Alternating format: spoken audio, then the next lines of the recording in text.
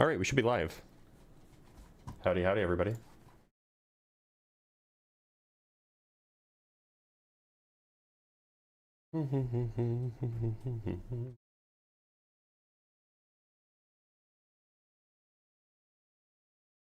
Welcome, welcome.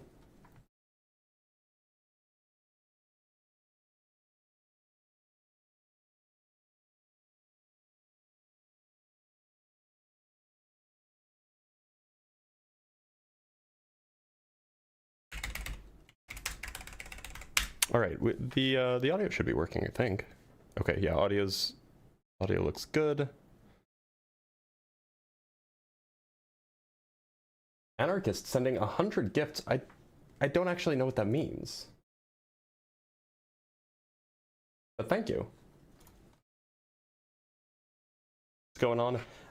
I'm just running late because I had a meeting and I had to edit a video, which is still not done with.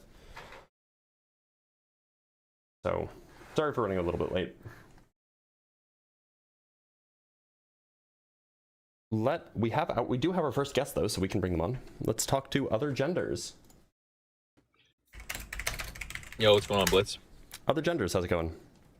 Not too bad, not too bad. Good, glad to hear it. I just need to fix something really quick. So, quick question. Oh, that would be so funny. Sorry, I have this brilliant idea. Where is there it is. Okay, so move this. I have this amazing idea. Sorry, one sec. There we go. Perfect. Okay. Anyway, so other genders. Are you MAGA? Yeah, I did vote for Trump. Okay. And like, you know, you would continue to endorse what he's doing, that kind of thing? Like less so when I initially voted for him, but yeah, I would still support him. Okay. Do you mind if I ask you just three quick yes or no? You can say unsure as well. Questions, and then we can talk about it really quick. Yeah, and then we can talk about the topic. So, do you think that humans are the main cause of climate change? Yeah, I would agree with that. Okay. Do you think that vaccines that we typically administer to children, think like the MMR vaccine, do you think that these are generally safe and effective? Yep. Yeah, I would agree with that as well. Okay. And do you think that humans evolved from non-human ancestors? Absolutely, 100%. Okay, cool. So, I can explain what I mean by MAGA's anti-science, if that would be helpful to kind of frame the conversation. Or we can just jump right in. It's up to you. Yeah, I mean, I was going to talk about like a policy prescription that I think would be more aligned with science that is like typically held from MAGA voters and not from the other side of the aisle. I agree that there definitely is like a subset of MAGA voters that are in denial of pretty basic scientific facts, kind of like the ones that you just outlined with those three questions. Mm-hmm. But I would say like in the capacity of maintaining consistent, coherent sex markers on legal identification, like that would be an aspect where the non-MAGA side would advocate for people with, say, trans identities to be able to falsify those sex markers on the basis of unfalsifiable self-proclamations of identity. I think that would be inherently anti-science. How is this anti-science? Like, how is this, you know, going against, you know, what we might call scientific consensus or rejecting scientific institutions and so on? Because there's no scientific consensus that trans women without surgical or hormonal intervention are categorically female. So yeah, okay. And vice versa for trans men. So is your claim merely that not that trans men are not men, trans women are not women, but merely the female versus male distinction? Yeah, it's like the gender recognition certificates kind of entail this conflation of sex and gender, which I think is particularly problematic, especially when it comes to upload. So we agree that sex and gender are distinct, right? And we agree that that's like 100%. the scientific view. Okay. Yep. And so so you're suggesting that we should display sex on certain documents rather than gender? I'm not saying that. That is what is currently implemented. My solution would be to display both sex and gender on legal identification. I don't think that we should be like changing the sex markers on the basis of trans identities, which is what the current implementation is. So I'm actually curious what you think, and you know, it sounds like that you just have this is a conversation that we can have. What is the goal of the various markers? Like, I actually don't know. Like, why do we have gender or sex markers on these for sure. I government mean, identification it's like, documents? It's situational for sure, but like in some capacity, it's to like maintain who has valid category membership to male or female only spaces. Like, for example, a domestic violence shelter that's for women. Oftentimes they use this legal sex recognition marker to grant people access. Right, but so if it's for women, then shouldn't we be talking about gender and not sex? Well, you just asked me for an example where that would be used. I'm saying there are women's only domestic violence shelters that do use that legal recognition of female to grant people access. So that would just be an example. I'm not saying that Okay, like sure. that would entail that my understanding of women is going to be based on sex. I'm just saying like that is an example where that sex recognition marker is used as a mechanism to grant people category membership. Yeah. Sure. So it's your position that we should just have both displayed? I mean, to be honest, I think that that's like position the that you best trans suggest? inclusive view, because I can't argue that it just should be sex, because I agree in some capacity that's like trans exclusionary. But I think like having man or woman and male or female might be a better way to approach that. Yeah. I mean, perhaps. But do you think that this is a position that the right wing, that MAGA is generally would be in favor of? No, not necessarily. But I would say that it's anti-science to advocate for just allowing the falsification of the sex markers in any capacity. Well, so, I mean, if you're defining sex merely as gametes, then perhaps. But that's a policy decision. That's not a position regarding the science, right? Well, even with the more lenient understandings of male and female, right? There's no surgical or hormonal intervention necessary to obtain these gender recognition certificates. Sure. So it's purely going to be based on the persistence, consistency, and insistence of the gender identity claim, which has nothing to do with like reaching a sufficient condition for that trans woman being female. Like, I understand that there are views of female that would be trans inclusive, like the 3 out of 5, but it's just it's not the understanding that's these aren't necessary components when you're obtaining that gender recognition certificate, is what I mean. Right. So I guess so. There's. I mean, this is more of a policy decision, a policy prescription rather than a scientific conversation. But would you understand that if, suppose that we were to include both sex and gender on passports or on IDs, whatever, do you think that would, and again, this is a policy conversation rather than a scientific conversation, but do you think that would be beneficial to trans folks, or do you think that would put trans folks more in danger? Yeah, I think it would be beneficial in the regard that like it allows them to have an affirmed identity on their like legal identification. I think if we just kept the sex markers consistent with their objective sex category, then it would kind of be unaffirming in a way to have like a trans woman only be recognized as male on their ID. So I just think it's the more pragmatic solution to also include the gender recognition certificate, or sorry, the gender marker on the ID versus overriding the sex marker. Like, it is a policy decision. You're right. I don't have a super strong position on that. I just think that that's like the most pragmatic solution here. So the only concern that I have, because like, sure, like I think that in a just world, both categories are useful. For example, if you're going to the doctor, it's useful to know your assigned sex, for example. Like, regardless of how you're defining sex, it can be useful to know what your sex is, right? Whereas if you are, trying to go to a women's only space, for example, for victims of domestic violence, then perhaps gender might be more relevant. But the concern here is that by doing this, you are outing trans people as trans. And historically, at least, this is not a particularly safe thing to do. Yeah, I don't disagree with you on that. Like, I understand that this is something that we have to overcome societally and introduce like better trans acceptance legislation. I don't see how we're going to do that by falsifying sex markers. So just out of curiosity, to clarify one thing, would you say that it's anti-science to legally denote somebody who is a trans woman who is pre-surgical and pre-hormonal intervention as a female on their legal identification? Would you consider that to be anti-science? That is strictly false. I'm not sure if it's anti-science. I think, and I'll clarify what I mean by that. I think that traditionally, 50 years ago, 70 years ago, whenever these documents were first instructed, there was an identification between sex and gender that was happening societally. And so F just meant lady, M just meant dude. And so that has carried over. And so even though the goal is trying to be trans inclusive, there's not a W category that is available in passports, right? For women versus, I mean, M works because it could be male or man, but there's not a W category. So I think all they're trying to do is convey that this person's a woman rather than convey that this person's a female. Now, you could say that that's probably a category error, and it probably is. The correct thing to do if you wanted to do this properly would be to overhaul the passport system that we have and replace F with W, because that's what the passport was for. It wasn't particularly for, internal things. Perhaps it was for making sure that the person is who they say they are, and if they present as a woman and the passport says M, then there'd be a problem. The person would be called into questioning and there'd be problems, right? So I think all that's happening is that people were using the F category to signify woman, despite that not being a correct identification, right? Yeah, no, I think we to say agree that a lot it's more than we disagree, falsification to be honest. kind Like, of if it was implies some M&W, connotation absolutely.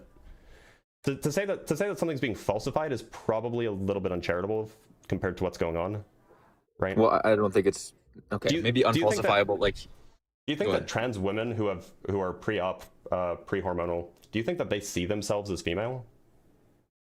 in some capacity, yeah, I've spoken to plenty of trans women who are pre-hormonal, pre-surgical then those- intervention, I mean, who do surely regard those themselves as people- female in some capacity. Surely, well, okay, in some capacity. In what capacity? Well, it's varying depending on the situation, because obviously it's going to be just something that they're like subjectively interpreting about themselves. It's not consistent across all of them. Like the way that they justify themselves as female is going to vary. So, and maybe we just have different experiences chatting with people, but I've never spoken with a trans woman who says, who's pre-hormonal, who says, yeah, I'm female. You've never had someone like substantiate that with the BNST studies, saying that their neuroanatomy is more aligned with the female sex? I've had people say that it's more aligned. I've never had somebody say that they are female. Okay, I've had somebody say that they are female on the basis of that neuroanatomical claim. So, So maybe if we just that's have... so, I mean, we can go either way. If it's the case that that's insufficient to, get you to femaleness, right? Then it would just be the case that the person who makes that claim is wrong, which, fine, people can be wrong about things. On the other hand, if it's the case that that is sufficient, then it would just not be falsified, right? It would just not be a falsified claim that the representation on documents is incorrect. Yeah, I mean, if you don't like the nomenclature, that's fine. I would just say that it would be like, if a trans woman was female, would that not make them a cis woman because they're a female whose gender identity is in alignment with the female Yeah, sex? I mean, so probably that's a question for how we define words. Some people might say that you're trans if your gender identity differs from the typical gender identity that would have been associated with the sex assigned at birth. That's a more of a linguistic issue than it is like a scientific issue. Clearly, right, we understand but like that even in that context, there you're are still distinctions. it's still referent to the sex category and the incongruence between the gender identity and the sex category. Well, yeah, but so the question is just, does it refer to the sex category assigned at birth, or is it the sex category that is composed of gametes, or is this the sex category that's, say, 3 of 5, or is the sex category at least 1 of 5? Like, these are distinctions that perhaps need to be made. Perhaps we need to be precise with our language. Perhaps we need some agreed upon definitions, or perhaps we don't, and we can just understand from context clues what's being meant. But either, just backing up, either it's the case that the sex categories are indeed determined by, say, brain structures. Perhaps that's true. Perhaps that's what we agree upon, in which case the markers on the government identifications are just not incorrect, right? On the But other they hand, also don't require that BNST is substantiate or like to substantiate this identity claim, right? That's not what Sure. we're measuring when we administer but these. to be clear, when I mark down on my driver's license application form, I don't have to substantiate that I have XY chromosomes, or I don't have to substantiate that I have the brain structures of a male. I don't have to substantiate any of that. So like when we're marking these documents, we never have to substantiate the biological claims, right? Right, but there is a standardized process for changing it when we're changing from male to female, right? There is a process in place to do that. It's not just going to be based on a self-proclamation. Like there is recognition that's required on the basis of persistence, consistency, and insistence. Sure. So it's not like it's just something that is self-proclaimed and unverified. There is going to be. That's treated as evidence for these biological features, presumably, or at least for the brain structures for these people who make that claim. Yeah, I mean, honestly, I think we agree more than we disagree, but I would hold to the position that it is anti-science to recognize a natal male who doesn't have surgical or hormonal intervention legally as a female. I mean, so that, and perhaps that's correct. It does sound like that this is more of a semantic distinction rather than a scientific distinction. Now, if your claim is that this is a position that is closer, this is a position, I mean, that very well may be true. And so there's questions about how we define these terms in a very precise way. It seems like that this A, doesn't address whether or not MAGA is anti-science, and B, is not even really a claim of the left wholly. Now, it may be the case that this is a claim of like some extreme people on the left, some ultra progressives, some people who have a wacky definition of. It's pretty dogmatic on the left to advocate for gender recognition certificates. Gender recognition is fine. No. What I'm talking about is the idea that one can claim say male with like pre-hormonally pre-surgery, or claim female pre-hormonal pre-surgery, etc. That's a claim I've never heard anybody on the left ever make. Well, I've never even the heard sex somebody on markers the are left make the necessarily claim entailed that, with the gender recognition certificates because we don't have gender markers on legal identification currently. So it's going to be necessarily entailed that the position is that we're referencing the sex markers when somebody's advocating for gender recognition certificates. But it also follows that somebody should be getting, or somebody should be seeking out gender recognition certificates pre-transition. Both of those things have to be met in order for this this claim of the left generally being accepting of anti-science holding, right? It has to be A, we want gender recognition certificates, and B, we encourage people pre any transition to obtain those certificates. Yeah, I mean, I don't think it's like a necessary component of transition to undergo surgical or hormonal intervention. I think that like social transition is just as valid. I don't think that like a trans woman needs to undergo that surgical or hormonal intervention. That's true, but the question is about the gender. What are they called? The gender marker certificates, gender identity certificates? Gender recognition certificates. Gender recognition certificates. Thank you. The claim is that the gender recognition certificates are being advocated for such people. Yeah, absolutely. Is that the case? From my experience, like it's going to be anecdotal, but yes, I have met very few people on the left who are skeptical of gender recognition certificates for people who haven't undergone surgical or hormonal intervention. It's going to be based on the trans identity where the advocation on the left, all things considered. Say it again. Sorry, was that a question? I haven't even seen this brought up on the left, all things considered, but you might have a different experience than I do. Yeah, I have fairly regular conversations about it now, albeit that is like in debate spaces typically. But yeah, Sure. No, the position tends to be no surgical or hormonal threshold set, because then it's just going to be trans exclusionary for people who don't meet those, right? Sure. So okay. So suppose that it is the case. Do you think that the general consensus is on the left? And I'm just trying to examine what exactly the claim being made here is. So the way that I refer to the way that I describe anti-science is kind of twofold. One, rejecting scientific consensus that is politically inconvenient, and two, seeking to dismantle those institutions and those procedures that are used to construct the scientific consensus that is politically inconvenient. So would you say that the left, at least in this category, meets those criteria? I wouldn't say the seeking to dismantle the institutions that are perpetrating would be met there. No, I think it would just be like the denial on the basis of political convenience. Okay, so like just the first component. Wait, so what's the scientific consensus that's probably that you think is being rejected here? That like natal male people who don't have surgical hormonal intervention aren't female people. I mean, but it sounded like what you were alluding to earlier is that there is at least some evidence that suggests that what appear to be natal male people might indeed have female structures. I was steel manning the argument because that's what you were asking about. I do not believe Sure. that is the case, that the BNST of a trans woman would substantiate that they are female, just because we understand that like gay males, they exhibit the Sure. same BNST structures. Sure. And in that deviation that we observe, they are still much closer to males than they are to females. Okay, so I wasn't using that to like substantiate the position that they would be females based on that neuroanatomy. I was just like steel manning the position because you were asking me about why. So what do you think the left position is that the left is rejecting? You think that the left position is something like, or sorry, the scientific position that the left is rejecting, you think is something like natal males can be females without any biological procedures? Yeah. Natal males pre-trans affirming surgical or hormonal intervention aren't females. Right. And again, it seems like it, and again, talking from just my experience, which is of course anecdotal, I'm friends with several trans folks. I've talked about this topic plenty. It seems like most people on the left recognize the distinction between sex and gender, and unless they're specifically citing some source that makes the claim that there's indeed a brain distinction, which, seems like it's probably contentious right now, like whether there are brain structural distinctions or brain functional distinctions. That seems like that's up in the air. There seems to be some evidence for it, but perhaps it's not compelling evidence or strong evidence. Surely we can agree on that. It seems like that there isn't a consensus that's being rejected here.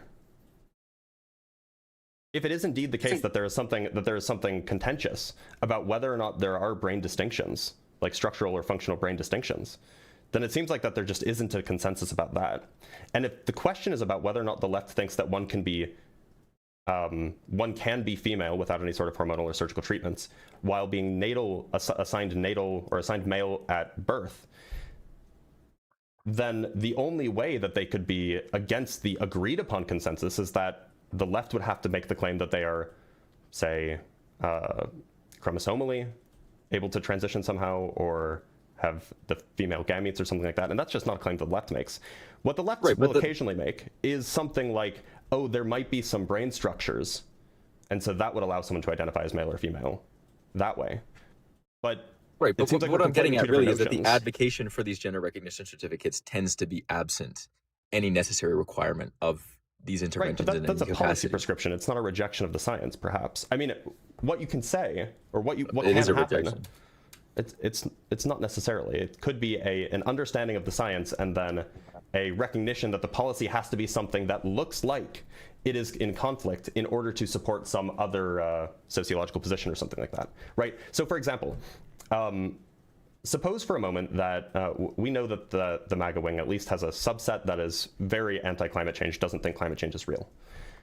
But suppose that the people in charge actually did know that climate change was real, but still encouraged burning fossil fuels, right? Burning coal, or perhaps encouraged destroying solar panels for whatever reason, right? It could be the case that they're making that policy prescription because they think that climate change isn't real. It could also be the case that they're making those policy prescriptions because they're like, well, climate change is real, but it's more important to support the coal industry. Can you see how one involves the rejection of consensus and the other doesn't, despite them having the same policy prescription? Yeah, and I would see how that could be analogous to the gender recognition certificates if there was advocacy for any substantiation of being female, but it tends to just be, well, how does it affect you? Why does it bother you? It aligns with their identity. Like it's never really substantiating, okay, no, this is why they would be justified as having valid category membership for female. It's, I mean, as I've seen in like hundreds of comments going by, it's why does it matter to you? It aligns more closer with their identity.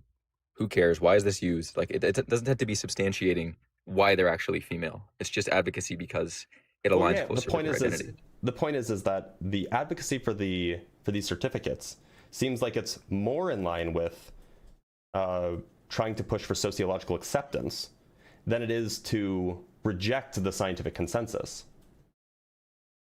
Right, sociological acceptance as a female.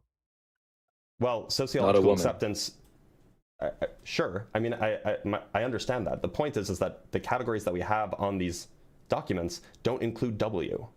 So if your goal is to just do the best you can, then you would put, so F would be the closest thing that you could do if you wanted to advocate for acceptance of, say, trans women on their government identifications with the current structure of the government identifications. But it's not close to what male people are, is the issue. It's not, like F isn't close to what male people are, is what I'm saying. It's not close? Whereas, like male people are close to being female on the basis of... My point is that it seems like it could be a policy prescription where the individual, or where the policymakers, rather, the policymakers recognize, yeah, and you know, perhaps it's a hypothetical, we can't read their minds, but they recognize, yes, female is not the same as woman, which obviously people on the left would agree upon. However, and I think most people on the left would understand that you can be male and be a woman, right? Well, actually, I don't even know if it's most, probably something like half, but anyway, that's neither here nor there. But even if you held that position that most trans folks, most trans women are going to be male, you can still advocate for having an F on an official document because that's the best we can do to A, not out the person, and B, affirm their identity. It's not exactly affirming their identity, right, but it's close. I mean, neither of those points for substantiation justify them being a female, which just goes, I think we're just going to run into this issue over and over, right? Neither of those points are justifying that they are female, and so it's going to render that it is falsification, at least under my understanding of that term. So I think we're just going in circles at this point, honestly. Okay, I mean, if we're going in circles, that's fine, we can call it there. All I'm saying is that one can recognize that the structures, organizations, that's probably not right. The formatting of the documents that we have available doesn't allow for the distinction. And so instead, we do our best, even if we recognize that it's technically false. Okay, there it is. Yeah, technically false. I agree. Right, but if you know that it's technically false, then that's not rejecting the science. Okay, that's fine. I think we can Right. agree that it is technically false. I think the advocacy generally I mean, falls that's outside of the justifying. question of brain structure is still up in the air, but sure, for the sake of argument, we could say that it's technically false, and that doesn't make there. And if you know that, then you're not rejecting the science, right? I mean, yeah, I truly think we're just going to end up going back in circles here. I think we can just call it there, agreeing on that. But you agree that if you know that it's false, but you're doing the best you can, then it's not anti-science, right? Well, I don't think that moral virtue on the basis of falsification is going to be justified in this context, no. Well, the question is not about whether it's justified, whether it's like moral to do so. The question is whether or not the people making the decisions are anti-science, right? Yeah, and as I've already said several times, I think it is anti-science to legally recognize somebody who is a natal male as a female person, even if, as you agreed, it's technically not true, on the basis of substantiating their identity or because it's the best option we have, quote unquote, right? I don't think that's going to substantiate this. And you know, just based off the definitions that we have, would you say that a person who is anti-climate change, who understands that climate change is real and that burning fossil fuels contributes to that, and understands the dangers of climate change, but still advocates for increased coal burning because they value the coal industry so highly, would that be anti-science to have that policy prescription?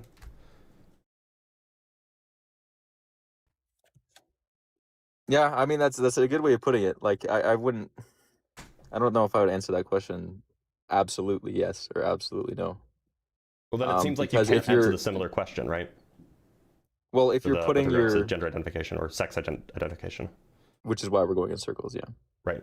But it seems like this seems like an almost perfect parallel, right? You can understand the scientist and still have a policy prescription that apparently deviates from what you would expect from the scientific consensus or the scientific observations. But the reason why you have that policy prescription is not because you reject the consensus, but rather because you value something else more. Right? Okay, so outside of anti-science, then would you say it's anti-truth in any capacity? I don't even know what that means. I'm a truth pluralist. Okay, I think that there are different notions of truth in different settings. Would you say it's like anti-objectivity? So what I would say is that I think the jury's probably still out as to whether or not we can talk about gendered brain structures. I'm not convinced one way or the other. What is the case is that these people are not going to have certain structures are also not a necessary condition here. That was just an example of an argument. No, I know. But that is like, given the current implementation, is it anti-objectivity to recognize any male person who makes an unfalsifiable self-proclamation about their identity as a female? Any male person who makes a self-proclamation. Correct. Is that anti-objectivity? As in, well, no. I mean, like all these things are of course subjective. Is male and female, are those categories subjective? Well, they are. Okay, well, you're not going to like this. I'm a nominalist. So like these kinds of categories are the kinds of things that I would call always subjective because they're dependent on a mind. Is it referent to something that's objective? Yeah, so it's probably not using the M category or using the F category to refer to somebody who is in all respects biologically male. Suppose that the brain structure stuff is not, then that would not be the case. It would just not be the case, right? It wouldn't be the case that what? The person with the F category who has all of the biological trappings of a male, if they have all biological trappings of a male and we recognize male's biological category, then it would just not be the case that the F category accurately represents their biological category. That's the obviously. No, just like even more base level. I'm asking you, like, are the categories male and female referent to something that is objective? Do you mean like referent to something that exists? Referent to something that exists mind independently. Sure. Okay, great. Yeah, sure. I mean, but to be clear, so do I don't know, other things that we would you can have subjective categories that refer to real things, right?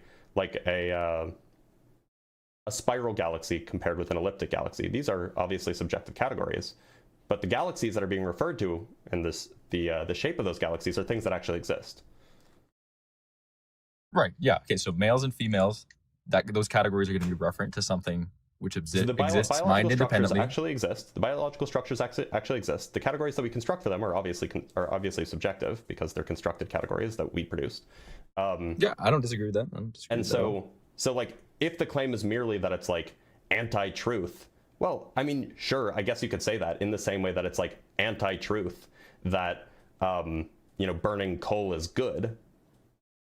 But I mean, these are like that's exactly what I evaluations, wanted right? to substantiate. Yeah, no, that's because I couldn't say in that capacity with that parallel that it would be anti-science. You did bring up a good point, but in those both cases, yes, it would be anti-truth, at least in some capacity, as you agree. But questions about the way that we categorize things, these are subjective claims to begin with.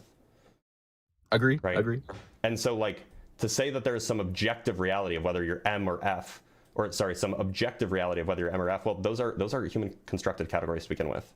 They are human constructive categories, but as we've already agreed, they are going to be referenced to something objective. Yeah. I mean, they point to biological features, but like the categories themselves are constructed. Surely we agree on that. I've already agreed with you on that. Yeah. Okay.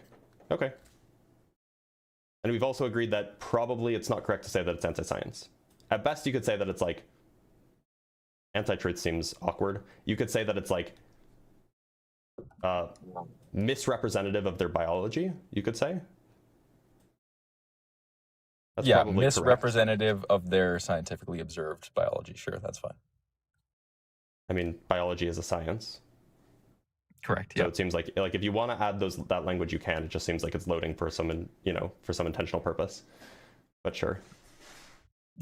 I'm not going to deny that it was intentional. Yeah, it was intentional, but in the same way that you didn't refute it, so in the same way that being pro coal is, for whatever reason, is misrepresentative of the climate effects that the fossil fuel industry has in the world. Yeah, I'm fine with that. Okay. Now, just as an aside before we kill it here, because it sounds like that we're probably reaching a reasonable stopping point, would you say that this is this issue that you brought up is the most significant case? Sorry, I already have one. I couldn't find it. Most significant case of what you would say like anti-truth is, or whatever phrasing you wanted to use, on the left? No. And to be honest with you, I'm not MAGA. I'm not in the States. I didn't vote for Trump. I'm from Canada. I just wanted to pretext that conversation to get up here, but. Well, that's kind of rude. Yeah, well, I don't mind. Mods block him. L blocker. Well, I don't want to talk to somebody who's gonna lie to me. Mods, you know what to do. Kind of a dick move, to be honest. He misrepresented his views. All right, well, that's fine. I mean, I kind of assumed he was coming in bad faith, but we do our best to have charitable conversations, right? He could have just been honest, though. All right, so we have, from Gretchen, we have the $3. Oh, I need to put, do I do it like this? Yeah, I need to reorient these things, sorry. From Gretchen, we have the $3, no reason in particular. Well, thank you so much, Gretchen. I appreciate that. From the J Pump with the $5, oh, we can just send money without a reason? You can, yeah. And from Cherry Bomb Games with the $10, yes, if my eyes are actually teal, but on the government forms they're listed as blue, obviously I'm lying and denying the science that says my eyes aren't actually blue. And from, yeah, I mean, that's a good point. I mean, the distinction is a fair one. Like, in our current structure, and like, look, this is a fair point. In our current structure, we don't have a way to, okay, let's back up. On the way that we have, like, government identification, we have M and F, and I think we have X now as well. And so, but disregarding X, we have M and F. And so, 50 years ago, this was understood as a category that referred to women and men. And, in some way, these were viewed as joint categories, right? Maybe 100 years ago, whatever it is. And so there was no need for separate, at least at the time it was viewed this way, there was no need for separate categories for sex and gender. There was no need to put the gender on there rather than sex, right? So they just used M and F. And now the thing is we have an entrenched system where all of our driver's licenses, all of our passports either say M or F or maybe X. And so the minimal change required to be trans accepting is not to put the sex associated with to put the sex that the trans person was assigned at birth. The minimal change, while recognizing that it's technically false, if you take like a gamete view of sex, for example, while recognizing it's technically false, the minimal change that you can make to be inclusive towards trans folks is to use the opposite sex category. That's the minimal change. Now, in an ideal world, we would revamp the whole system and just use gender categories, for example, except on, or perhaps have both categories if it were the case that outing people wouldn't be harmful. But that's not the world we live in, and so you have to make a policy prescription that is optimal.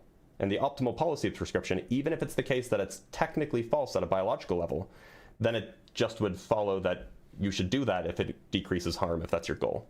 So the point that he was making is, I don't know, maybe he wanted a clip or something that he wanted me to admit that it's false or something, which, you know, like, fine, it is, it's technically false. The point is that the policy prescription is made to minimize harm, even if you recognize that it's technically false. So, and those two things are not necessarily in conflict. Or perhaps no gender categories. Yeah, I mean, there is a question about, like, as long as you have a picture, why do you need gender categories? That's probably, maybe that's a holdover from back before they had like photos, like regular photos for people in identification. I don't know. But it's an interesting conversation to have nonetheless. It did seem like a little bit gotcha-y though, which fine.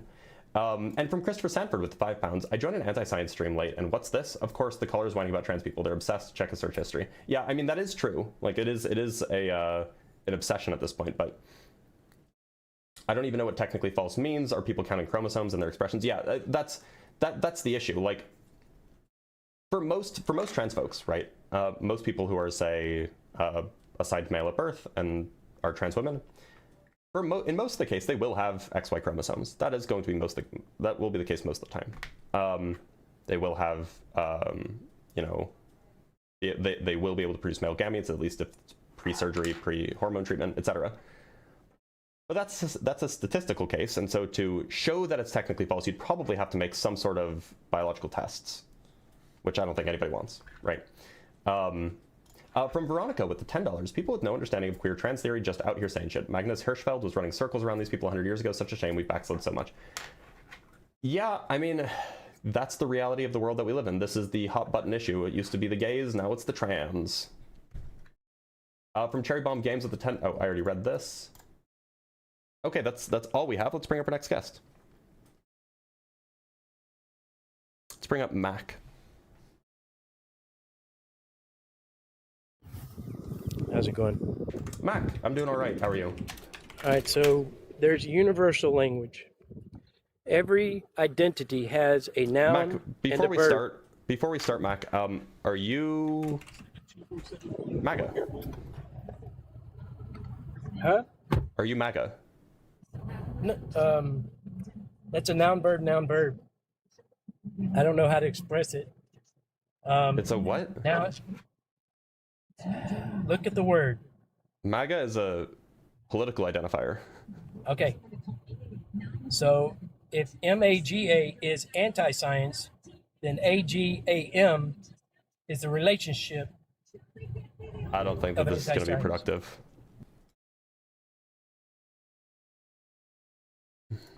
Let's bring up Josh the Money Man.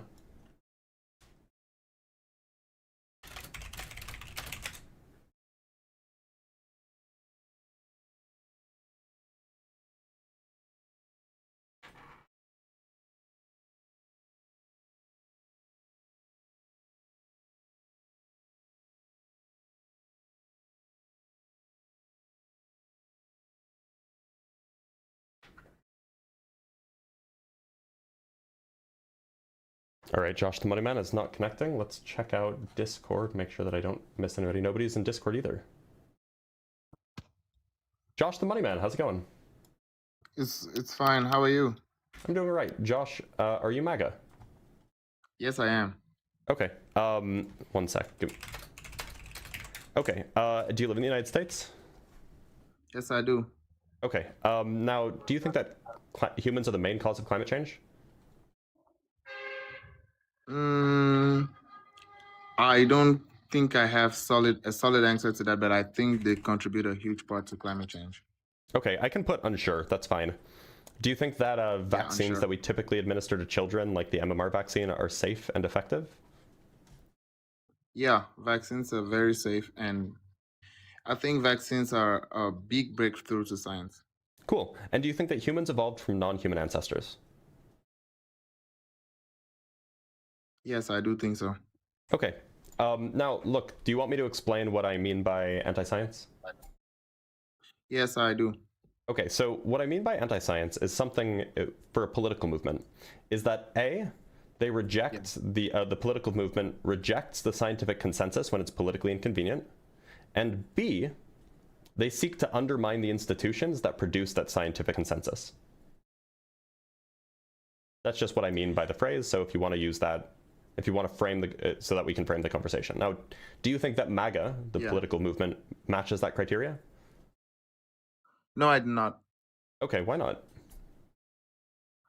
I think MAGA is actually pro-science because a lot of the people that work hand in glove with the MAGA government are actually the people at the forefront of breakthrough technology for the human species. Technology and science are different things.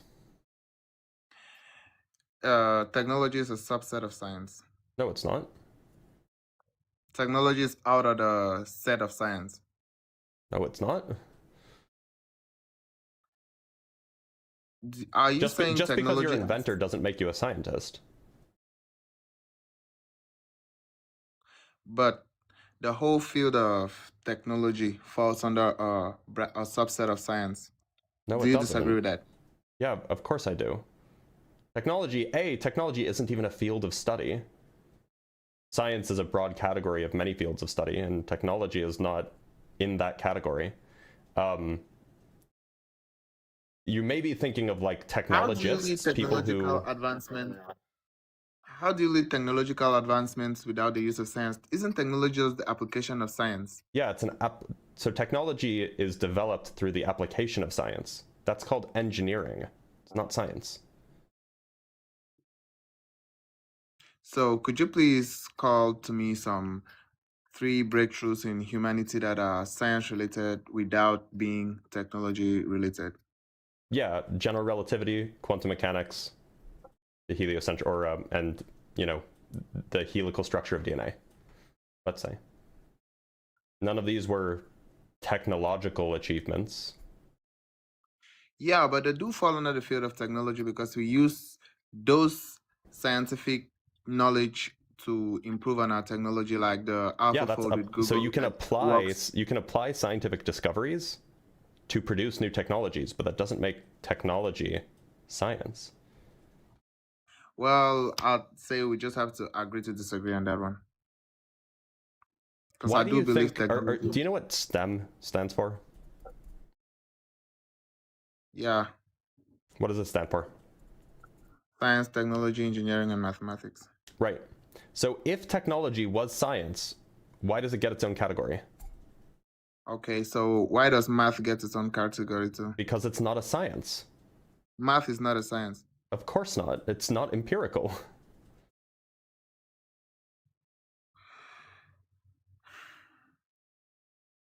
Well, you're the one with a PhD, so I can't really argue that. But I don't believe technology is not a science. Okay. So we can reframe the conversation this way, because what I mean by science is, I guess, different from what you mean by science. What I mean by science, and I've already defined this. Oh, Josh, just a quick question. Why is your account registered in Cameroon? It's also locked in Cameroon. My mom is Cameroonian, so... Why is your account from Cameroon? In fact, it's region locked. My mom Why is your account region locked to Cameroon? Could you give me a second to answer you, please? Yeah, sure. My mom's Cameroonian and my dad's American, but they separated now, so anytime we get to see our mom, it's always going to be in Cameroon. Okay, so what time is it right now? What time is it right now in Cameroon or in America? No, where you live, where you are right now, and what time is it? Right now it's 11 o'clock. Okay, and what state do you live in? Houston. That's not a state, my guy. I said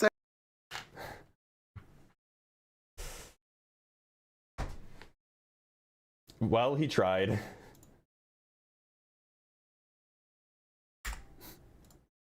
It's crazy that like foreigners are pro-MAGA. Like, it's about America. Why are you pro-MAGA if you're not from the United States? Yeah, also, that's true. It is noon in Texas. Let's talk to Millbill. Millbill, how's it going? Yeah, earlier you said that math is not empirical, and I would like to argue against that. I believe math is deeply empirical. Okay, cool. That's not the topic today. From Veronica Cromit with the $10, people with no understanding of queer trans theory just out. I already read this too. I don't know why it's duplicating. All right, let's talk to Jamie B. Jamie B, how's it going?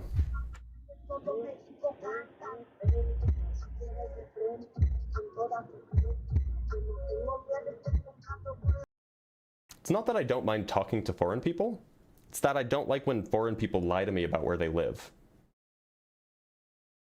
Like if he said, yeah, I'm from Cameroon, but my dad's American, or whatever he said, and so I have a strong opinion about American politics, I'd be like, okay, fine. But he lied to me.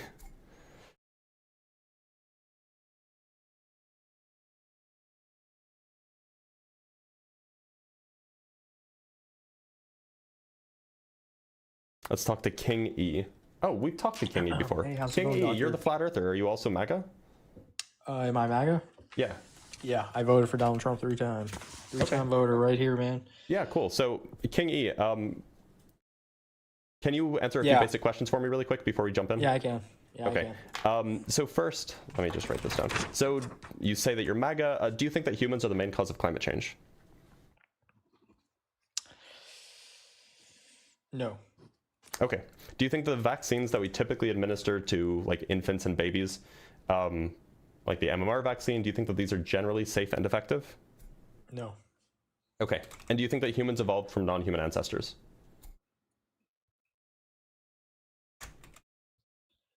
Do I think that we evolved from non-human ancestors?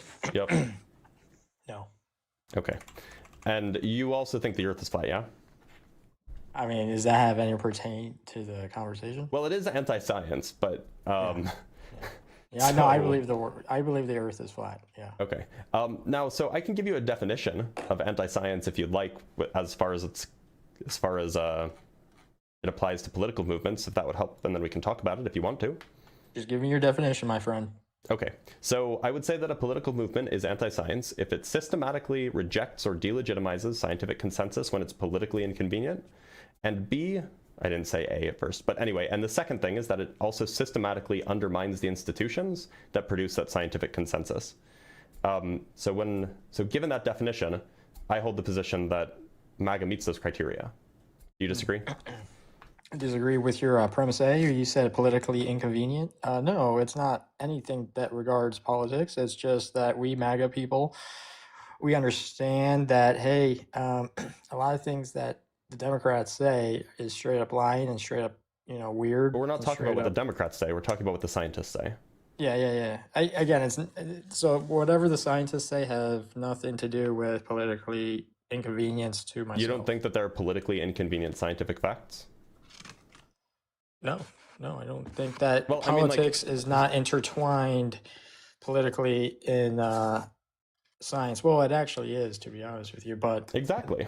So let me give you an example, a hypothetical, if you will. Perhaps this is not what's really happening, but suppose for a moment that, I don't know, actually, this is a thing that really happened. So back in the 70s and 80s, we were using certain kinds of chemicals. These are called CFCs, that were really damaging. Like, they destroy parts of the ozone in the atmosphere. Now, whether you're a flat earth or not, there is ozone in the atmosphere, and destroying the ozone in the atmosphere is generally not a good thing.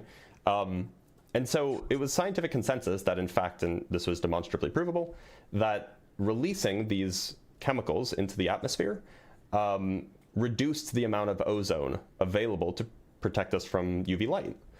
And so that was a scientific fact. Now, suppose that you had a politician who was in the pocket of big hairspray, right? These chemicals could be found in hairsprays.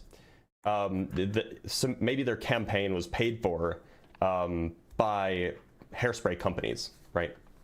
If that politician comes out and says, no, this science is nonsense, would you say that sorry, let me back up. Would you say that the scientific fact that hairspray is contributing to destroying the ozone layer, would you say that that would be politically inconvenient for this politician who was backed by big hairspray? I mean, I would think for myself, and I would think that I would wonder how you can isolate that this specific hairspray was damaging the ozone layer, which in turn was damaging the planet, which in turn this is a hypothetical, right? So suppose I don't deal with hypotheticals. Can we just talk real life? Well, can we talk real life, not hypotheticals? You don't know how to handle hypotheticals. Land, not fairy tale imagination land. So the inability to handle hypotheticals is indicative of an inability to think critically. It's not an inability to handle them. Then let's do it. Can we just not talk about reality in real life instead of? I'm trying to understand your worldview here because I didn't understand what you said. So I offered a hypothetical so that maybe we could understand each other better. Yeah, I mean, I would just dig a little deeper into that. So claim in the hypothetical, that the hairspray was. This is a hypothetical. If the scientist came out and said, "Hey, this hairspray is damaging the ozone layer," I would then dig a little deeper into that. I'm like, well, how did you figure out that this specific hairspray with this specific chemical is then in turn damaging the ozone layer, which that means that the sun will be hitting us at a more effective... I'm not asking what you would do. I'm asking if it were the case, scientifically, that this hairspray was damaging the atmosphere in one way or another, and then a politician who was supporting or who was supported by that hairspray company, say, if that politician came out and said that science is fake, would that be a politically motivated move? 100%. That would be politically beneficial towards that president of the United States. Okay. Yes. So that's what I mean by rejecting politically inconvenient science. So there are scientific consensuses that you may disagree with. That doesn't mean that I'm going to be believing the president of the United States. I'm not talking about you. My point is that if you have a scientific consensus on the one hand, and you have somebody who's in the pocket of some company that is, I don't know, in some way against the scientific consensus, and then the politician says that the science is nonsense, that would seem like an example of that politician rejecting scientific consensus or because it's politically inconvenient. Right? That would just be a perfect example. I wouldn't say politically inconvenient. I would say individually beneficial for him to go along with his hairspray. Would accepting the science be politically inconvenient for him if he's being supported by big hairspray? It would be individually inconvenient, not politically, though. What? Do you know what politically inconvenient means? It means doesn't help his cause. Individually, doesn't help himself. No, what it means is that something is politically inconvenient if it harms his ability to get elected, say, or if it harms his ability to receive donations. Exactly what I said, Dr. Blitz. It's not exactly what you said. You said different words. Well, it's not the exact wordage that you use. So whether or not you disagree, whether or not you like the phrasing, the point is that it would be. It's not that I do not like the phrasing. It's like scientific statements said that would harm the person's ability to get elected. And your definition is would right. harm that person's ability to get donations, political donations. That's where you scientists come into. So we agree that in that scenario, the scientific consensus would be harmful for that politician, for their ability to get elected, for their ability to receive scientific fund or political funding. For their ability to push the policies that they want to push. It would make their lives as a politician more difficult. Surely we can agree on that. I mean, who then is... Okay, yeah, I agree with that statement. Okay, so that's all I'm saying when I say that a scientific movement is anti-science, when it systematically rejects the scientific consensus, that's politically inconvenient. That's all I'm saying. I'm saying that the politicians will say the other thing because agreeing with the science would harm their political status in one way or another. Okay, that's what I mean. Yeah, you've said that like 20 times. Yeah, and I agree with you, but that doesn't mean that me, MAGA, who's a supporter and follower of his, and if he were to do this hypothetical, as you say, that doesn't mean that I would 100% be anti-science. I would, I it wouldn't be politically inconvenient with me to disagree with the president on that matter.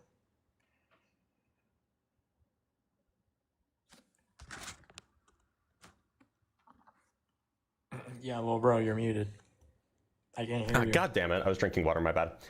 So I'm not talking about you. I'm talking about the MAGA movement. Now, you might be a part of the MAGA movement, but you're not a politician, so nothing is politically inconvenient for you, except insofar as, you might have some, you might agree with the politicians, and the politicians disagree with the science because of political inconvenience for them. I'm not talking about you as an individual. I'm talking about the movement. The movement of MAGA is anti-science. The movement of MAGA. That's what the background says. Yeah.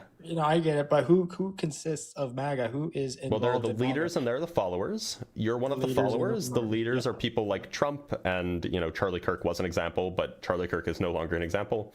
You have a few rather famous senators and Congress people as well. You have the Trump administration would be another set of leaders. And then you have just like the normies. And then you also have people like, like hosts on Fox News, for example. Those kinds of people are the kinds of people who are kind of directing MAGA thought. And then you have the followers like yourself who are kind of like MAGA members, if you will. No, yeah, I'm definitely a member, but... So what I'm saying is that the political inconvenience, the rejection of the scientific consensus for political convenience, if the politics that you have is in contrast with the scientific consensus, then you can either A, accept the scientific consensus and recognize that your politics were incorrect, or you can reject the science because you don't want to change your political worldview. And it seems like you're doing the latter. No, I'm not doing the latter. It's just no, I am not. I'm not following science, or I'm not following a man blindly like that. But I am MAGA and I am anti-science, though. Anything that scientifically comes out, why do you think that vaccines are not? Why do you think that vaccines that we give to babies are not safe? Well, number one, I'm thinking that anything foreign that you inject your body and your cells with at a very early stage of life, like the babies, I don't know. I think it just primes up the body, primes up the cells, primes up everything inside of you with this foreign oil, and I'm just not a fan of it. I didn't get the vaccine. I didn't get the vaccine. Oil? Yeah, some sort of oil that this the isn't science oil. came out and talked about. Hey, this is what you should take. This is why it's good. I am a proud. Look, if it was foreign oil, then surely the right wing would be super in favor of seizing it. But it's not oil. Well, I mean, you could call it whatever you want, but the gist is I'm a proud non-vaxxed person. Did you get the C-19 vaccine by the way? Yeah, I did. I'm doing fine. Did you get booster shots or? I think I got 1 or 2. I don't remember how many I got. 1 or 2. Wow. Okay. I think they're up to like 9 or 10. Okay. Is there a reason why you haven't done that, or? I wasn't living in the United States at the time. Okay. But wouldn't you want to keep, your health in check? And I was fine.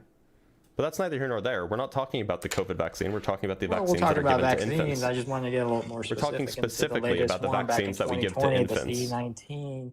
We're talking specifically about the vaccines that we give to infants. What was the whole thing? Right. Gain of function? Did Fauci not do gain of function, or did he do gain of function? You really want to get off of the topic of vaccines that we give to infants, don't you? No, I don't want. We're talking about vaccines in general, and then right. So we were talking about science, and you tied in politics, and that's why I also tied in science. That's the topic. It sounds like you have a script that you really want to use. C-19 was very political. It was very political, and we can talk about that and how MAGA rejects the scientific consensus regarding C-19 as well. But we were talking about one thing initially. More specifically, we were talking about the efficacy or the safety of vaccines that are administered to babies, and they have been administered to babies for decades. Do you think, what makes you think that that is dangerous? Well, again, it's my little trust in science, and when you vaccinate, So it is anti-science. Well, my mistrust in science leads me to think that, hey, installing 37, 38 different vaccines into a newborn baby, I mean, is that really, I mean, just think common sensely. Is that really like, what are your thoughts on that? It's very beneficial. People don't die from polio anymore. People don't die from the measles anymore. That's because of vaccines. Yeah, I mean, I've heard of polio, heard of measles. I never really looked People into don't get it, the mumps but anymore. I don't They don't get think rubella that. anymore because of vaccines. Okay. And it's 100% tied to the vaccines that Yeah. these deaths. I mean, how could you prove that? Is there any way you could prove Yeah, that? you can just go look at the people who are so you could go look at the people who are getting measles these days, and they're babies who have not been vaccinated. Yeah, you got the Or data children on who have that, not or are been. you just saying that Yeah, nonchalantly? sure. You got data and science behind that, or science? Sure, but you don't trust science anyway, so why are you asking for it? I would look at it with a grain of salt, but I just want to see what they're saying out there. Sure.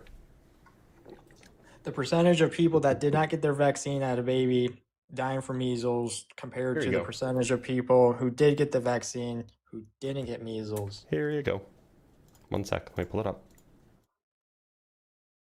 And I'm sure you've seen. Okay, go ahead, man. Sorry, one sec.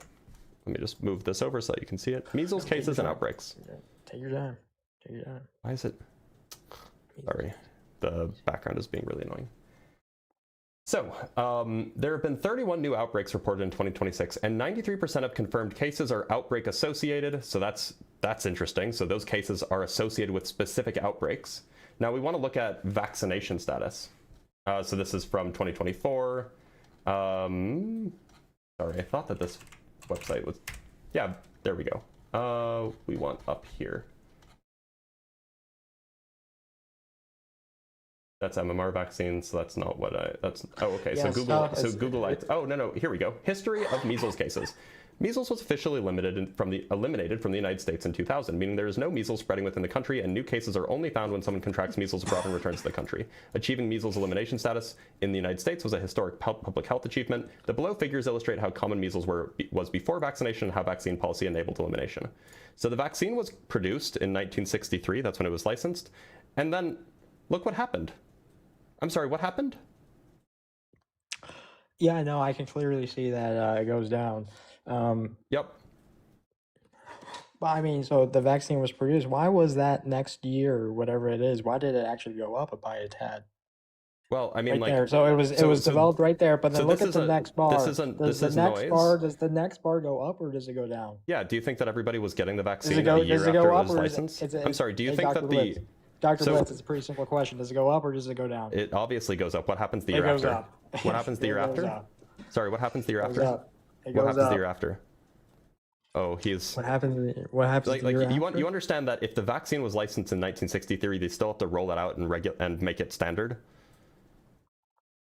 So that's I going to mean, take I'm just some confused time. why it went up though. Sometimes there's cold years. Sometimes, like, you understand that like the flu cases fluctuate year over year. This was a change of, like, I don't know, like 15%. I mean, then yeah, I get that, but what a coincidence that the next year And it then what about the year after coincidentally, that? What about the year after that? and then obviously it goes pretty down. Yeah, and then it goes down again, and then it goes down but again. I And then there's a know bad if I year. would Look, there's a bad year in 100%. 1971. Oh, there's a bad year in 1977. But the general trend is that it sharply falls after the vaccine is introduced. And then they started recommending a second dose when there was an uptick in the late 80s, early 90s, and then it sharply fell again, and it's remained low ever since. Isn't that kind of strange? Is that just a coincidence? And you're telling me that this vaccine was strictly made for measles? The measles vaccine? Yeah. Yeah, obviously. Okay. Well, I'm not too, I don't really understand the It's vaccines. called the I don't wanna measles understand. vaccine. The MAR vaccine protects against measles, mumps. MMR is measles, mumps, and rubella. By the way, here's another organization. This is the National Foundation for Infectious Disease. They report that 93% of reported cases occurred among individuals who were unvaccinated or whose vaccination status was unknown. 93%. No, I get it. Okay, well, you know, the measles vaccine, okay, I get it. I just don't think that you putting it into a baby right when the baby's born. The measles is most dangerous in young children. Well, I mean, why couldn't they wait for like 1 or 2 years, you know, to be able to give this baby I don't know, man. U.S. vaccine schedule. Let's just go look at exactly when the vaccines are scheduled for what. So the MMR vaccine, measles, mumps, and rubella, isn't given until they're 12 months old.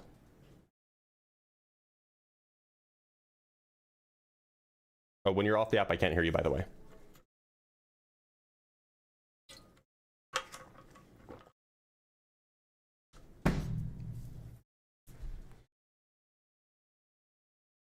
King E, I can't hear you. Oh, he left. You know, I mean, like, here's the thing. It was obvious that he was anti-science because he's a flat earther, right? Yeah, I think he rage quit. Dude's a flat earther, so, like, of course he's anti-science, but it's still worth shaming them, right? From Jack Fetter with the $5. Ooh, a triple threat. Ruin the country, MAGA, while endangering all of us, anti-vaxxer, and annoying the crap out of all of us simultaneously. Flurf, indeed. Indeed, right? Quite. From Simeon Urchin with the $2. Hypothetical, just gonna leave this here. Yeah, he doesn't know a lot of words. From Carl Grimes with the $2. This is why MAGA is so dangerous. Look, not all MAGA are flat earthers, but all flat earthers are MAGA. It's not literally all, but it's basically all. Or they're right-wing, or they're like, you know, even more right-wing than MAGA. From Mr. Pacho with the $20. After no Flurf stream this week, I was excited when we got one of the MAGA stream, but at this point, I've never done a stronger 180 in my life. You couldn't make this guy's brain smoother with a 10,000 grit sandpaper. True, it's polished. From Simeon Urchin with the $2. I don't know, man. Yeah, we regret that. Yeah, he doesn't know a lot. I've talked with Kingy a few times. He usually runs away before he actually finishes a conversation, but so he hasn't ended up on the YouTube channel because he's usually gone within 5 or 6 minutes, but he stayed for 20 minutes this time, so he'll end up on the YouTube channel this time. All right, let's check out the Discord. Ed, how's it going? All right, let's check out the... Ed, you were very quiet. And you should also turn off the live stream on your end, so that way then you can just hear me. Can you hear me all right, Ed? Oh yeah, I'm all right. Okay, cool. Ed, so the background says MAGA is anti-science. Do you mind if I ask you a few questions before we jump in? Yeah, sure. Oh, actually, I'm not MAGA or anything. I just wanted to ask you something, like, really. Sure. It was just about the approach, really. Because I mean, I myself study physics and stuff, so I was just thinking that maybe I mean, I get that, you know, shaming people, it does. I mean, it can feel right given that they're anti-science, but I feel like maybe trying to find a common ground for effective communication, maybe there will be a chance to bring them to light. Well, that's why I define my terms very specifically. So then we can have common ground about what words mean. But look, it does say no tone police, so I am going to have to let you go, Ed, because what you're doing is tone policing. But thank you for being here. You know, I let him ask a question because there's no guests in the guest box, which means all of the MAGA must be afraid. They're fearful for their MAGA political party or whatever. Maybe they actually agree that MAGA is anti-science. From Matt Lloyd with the £5. It's because of idiots like this that these diseases are making a small comeback. It's so dangerous. Love your stuff. Great to be here as usual. Yeah, this is actually a problem. So one of the things that's nice about vaccines is that you can come to you can eliminate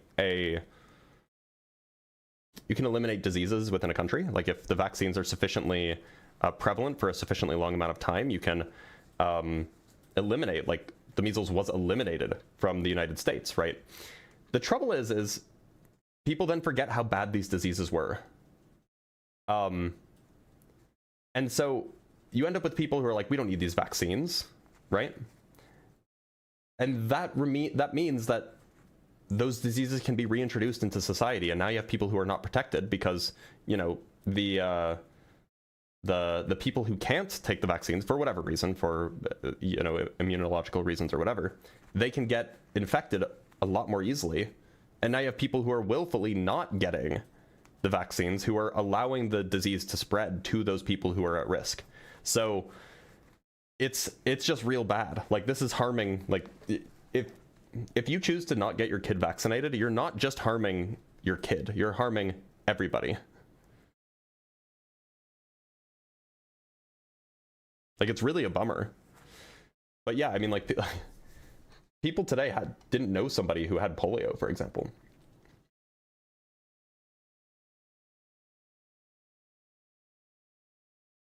Maybe we should stop creating this disease.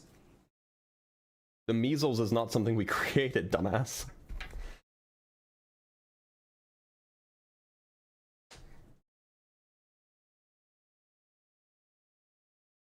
Like, what? MAGA is science. Women are biological women. Men are men, but y'all get mad. So remind me again, how do we don't believe in science? Well, Pack of Franks, if you want to join the live stream, we can talk about it. It seems like you think that science is just about your genitals, which, like, I would understand because that's probably what you were thinking about in science class, but that's not all science is.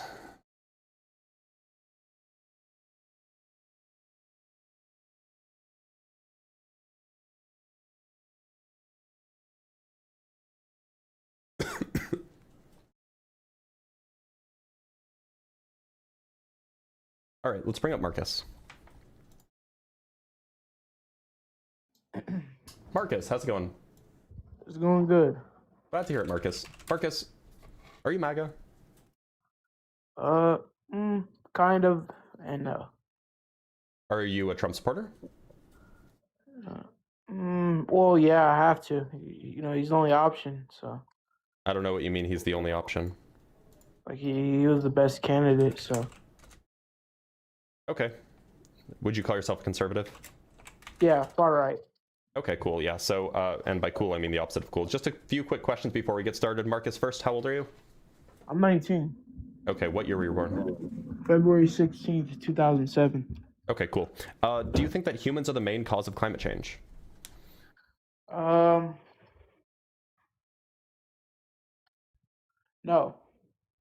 Okay. Do you think that the vaccines that we typically administer to children are generally safe and effective? No. Okay. And do you think that humans evolved from non-human ancestors? Absolutely not. Okay, cool. Now, do you want me to explain what I mean by anti-science? Yeah. Okay, so what I mean by anti-science for a political movement is something like the political movement systematically rejects scientific consensus or delegitimizes that scientific consensus when it's politically inconvenient. And second, the political movement systematically seeks to undermine the procedures and the institutions that generate that politically inconvenient science.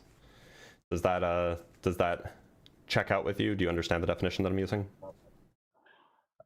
Yeah, I have a concept of it. Okay, so look, my contention is that MAGA meets that definition in stars and stripes.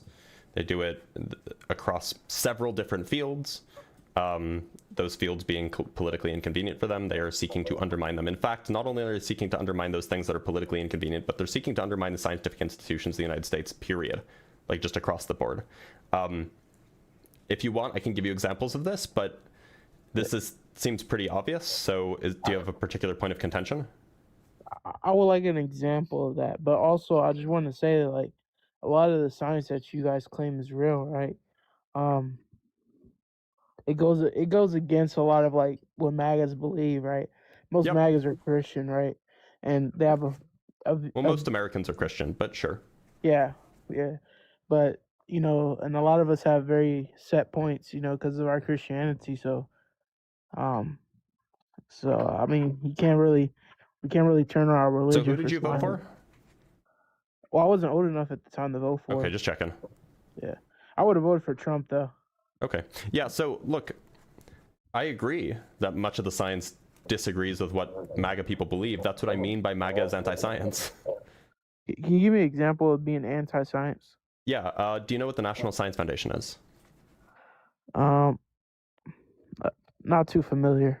Okay, so the National Science Foundation it's a 3-letter agency that was passed into law a law was passed to form the 3-letter agency in the 1950s. Its goal is basically just to fund science in the United States to, you know, keep the United States one step ahead of everybody else as far as scientific investigation is concerned, because that's useful.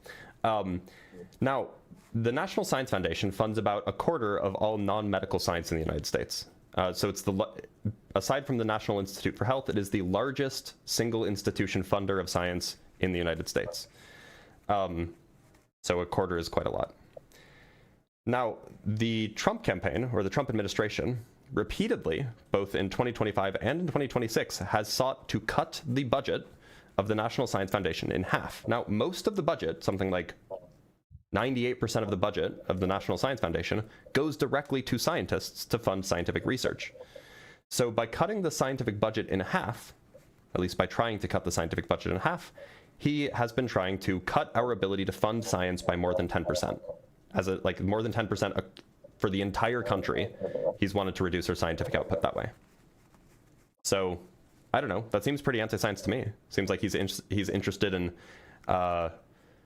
undermining the institutions that produce the scientific achievements that we have. But what if he's like cutting funding because, well, not cutting, but decreasing funding because we could be using that money to do a lot of other stuff besides science? Well, don't you think?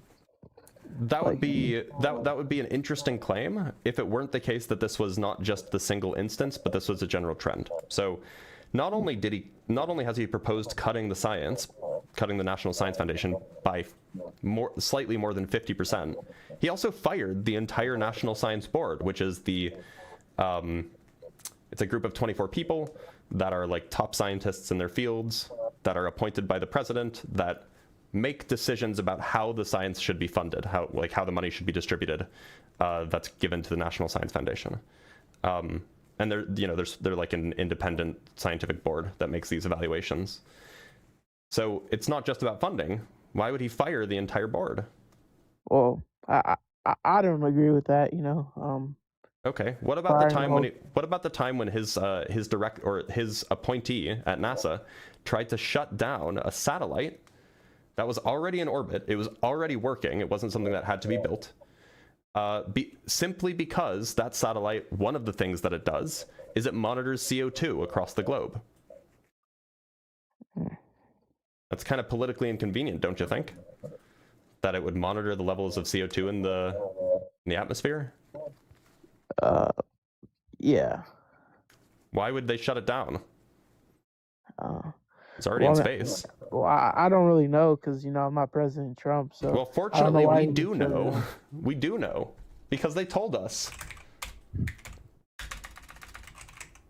Do you also believe like the moon landing was real? Or? Do you not?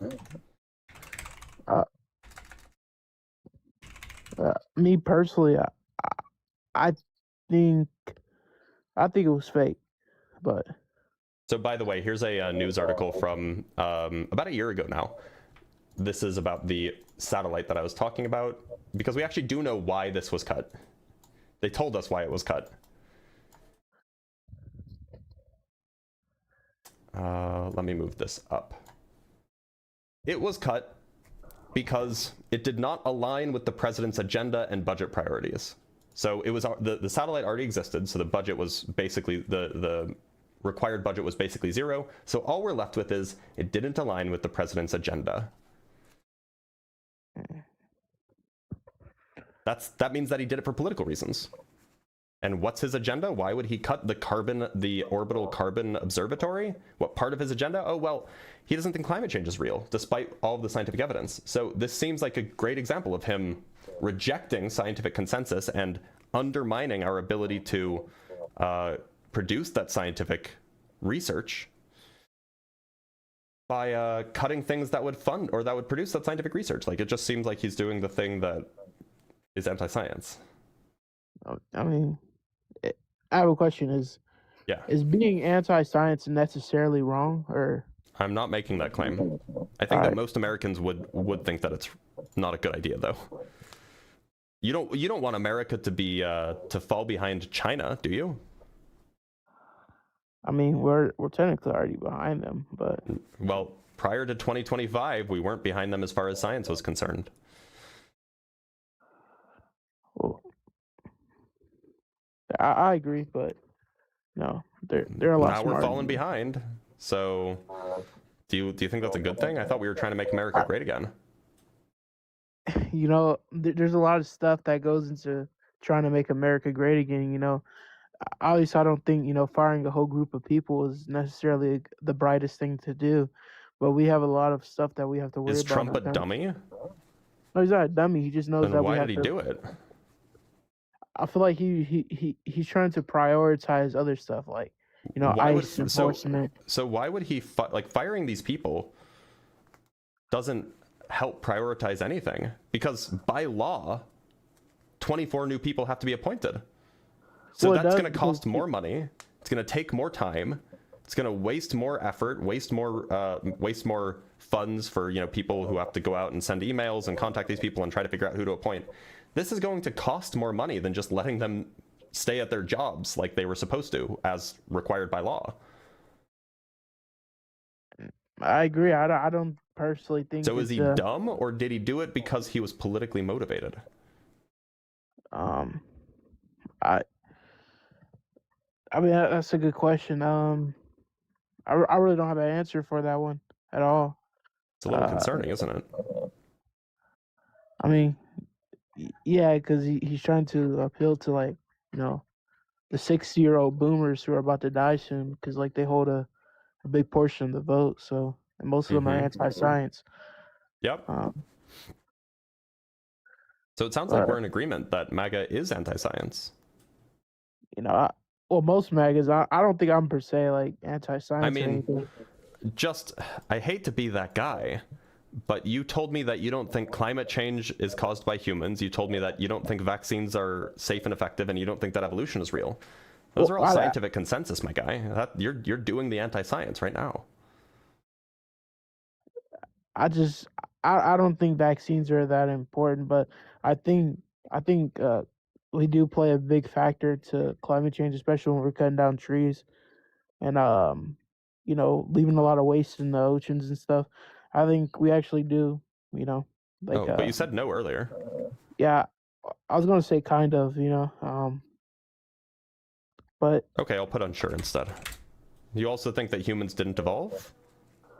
I just don't believe that we evolved from fishes into. I don't believe in that. I think it was fake. Right, but you recognize that that's scientific consensus, right? The scientific consensus is that we did in fact evolve. From what though? Do you believe from non-human ancestors? Are you the one of the people that think that we evolved from monkeys?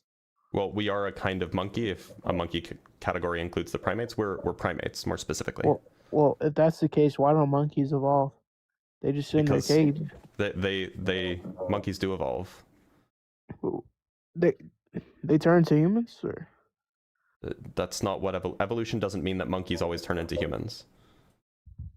Well, I mean, there's millions of monkeys out there, and yet they're not evolving. So why do you think that they're not evolving?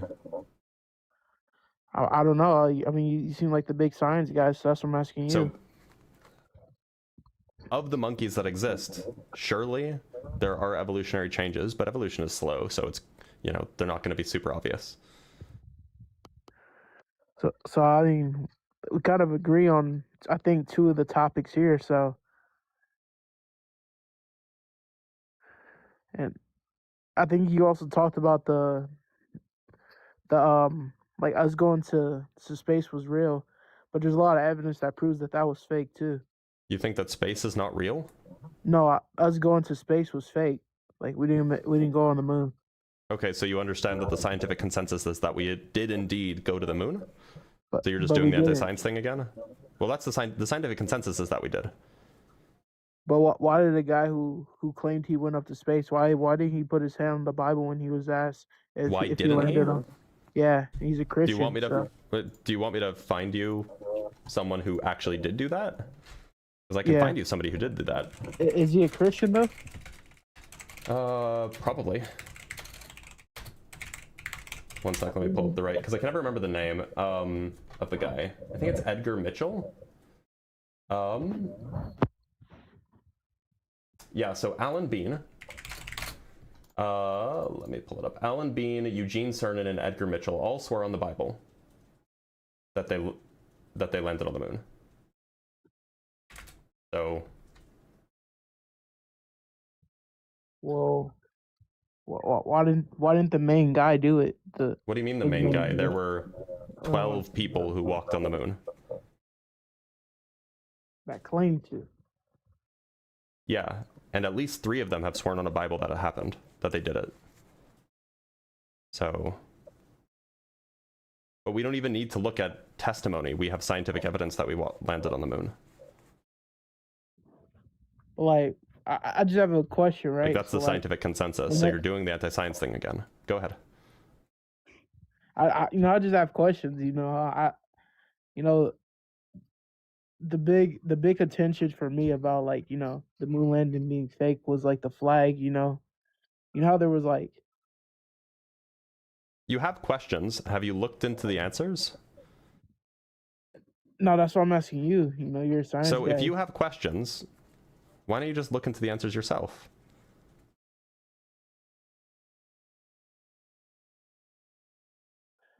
Google is free.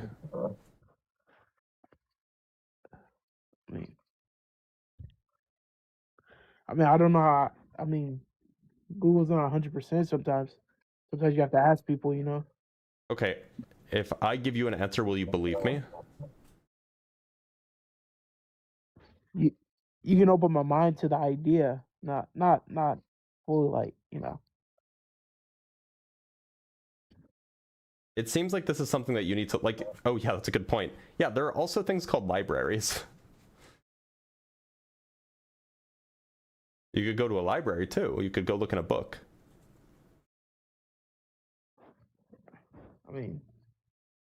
Hell, you can see satellites yourself with your own eyes.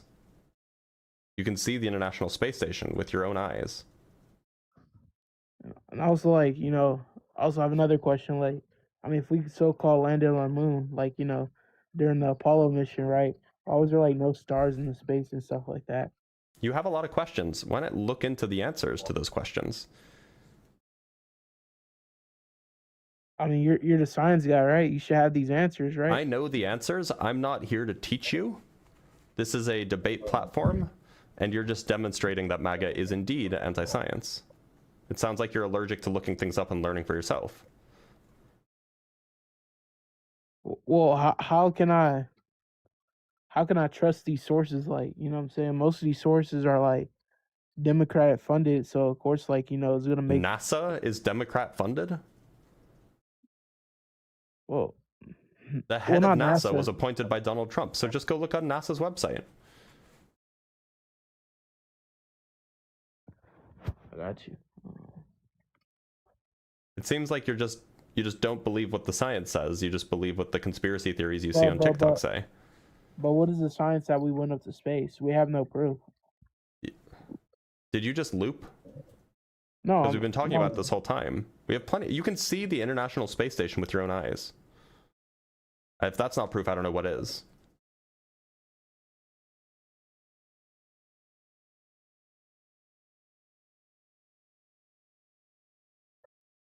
Well, hey, those are my beliefs, Why do you have beliefs that can be why do you have beliefs that can be proven wrong just by looking at the sky? Well, explain to me, like, what I said was wrong exactly, because I said that we haven't been to space. Well, we haven't, right? And yeah, we have. You can prove it just by looking at the International Space Station with your eyeballs. You can see it. You can just go outside and see it. Well, where I'm at, it's like 10 o'clock in the afternoon, so. Okay, yeah, you'll have to do it at night. I'm sorry. You'll have to wait 10 hours. I mean, it's, you should go online and, figure out when the next time you'll be able to see the International Space Station is, because it's not like overhead every night. It's overhead some nights, depending on the night. Oh, what is this, like some Star Wars shit or what? What? Like, it's all. Never mind. Just type into Google, when can I see the International Space Station next in whatever city you're in? It'll tell you when, and then go outside and look. Well, all right. Well, just have a nice day. I gotta get back to class. Oh my, you said you're 19. Yeah, college. Oh, okay. Okay, checks out. All right, thanks for being here, Marcus. All right. Take care. At least he's in college. Hopefully he stays in school. Let me drink some water, and then I will read some super chats, and then we'll bring up our next guest.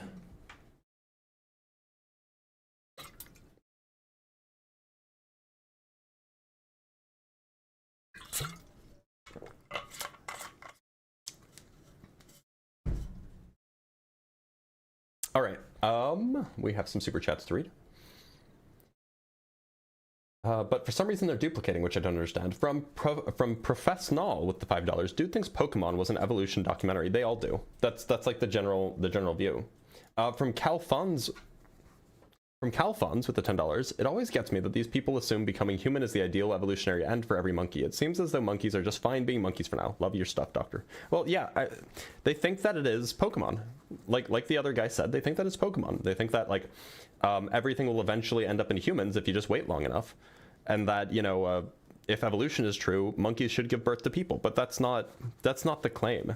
And I don't know how you pass high school without knowing that.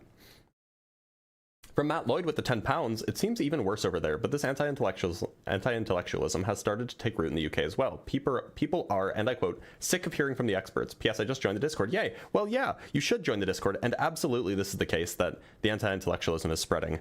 I mean, the US has had a close relationship culturally with the UK for a long time, and so it's not surprising that it's spreading into the UK, but it's also spreading in mainland Europe. It's spreading in, the other parts of the English-speaking world, right? Australia, New Zealand. And it won't be long before it spreads to, the rest of the world, because the rest of the world is quite large compared to Europe and the English-speaking world. So, yeah, I mean, this is already a thing that's happening.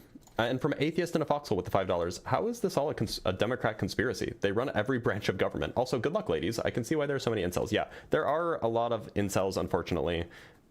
Hopefully, he's in college, so hopefully his mind will be opened.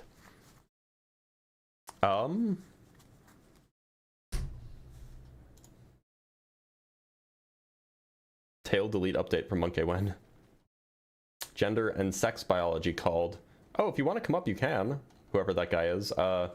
Zansapilosi, you can join the Discord. The link is there. You can join and we can talk about whether the right is anti-science. That's available. It's an option. But you won't, because you're a coward.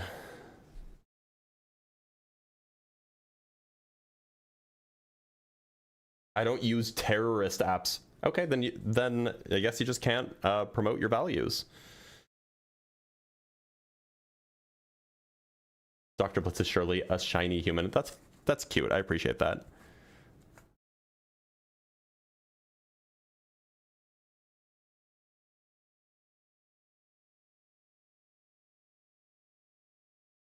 If we came from dirt, why is there still dirt, Blitz? Good point. You got me.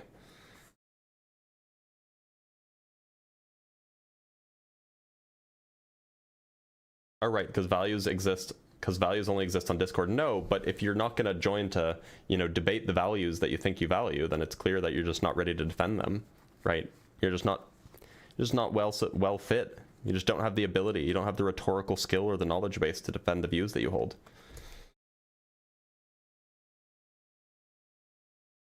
Which, it makes sense. MAGA types are generally incapable of having intellectual critical conversations. Such is the nature of things. What's your live schedule? Monday through Friday, 9 a.m. to noon, approximately. Pacific, whatever Arizona time is. Is it Pacific Daylight Time or Pacific Standard Time? One of those two. It's 10:45 where I am right now. And from Tim Davidson with the $5, as a former member of the Illuminati, we didn't do Trump. That was totally Hydra. Yeah, it was Hydra. That's a good point. Channel some attitude and destroy them. Well, I would, but they're too cowardly to join the Discord server and, you know, go to the link.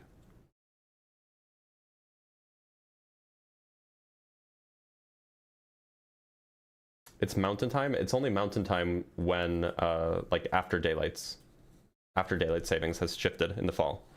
I'm currently on Pacific time. Dummy. This is the person that I'm making fun of, by the way, Nancy Pelosi.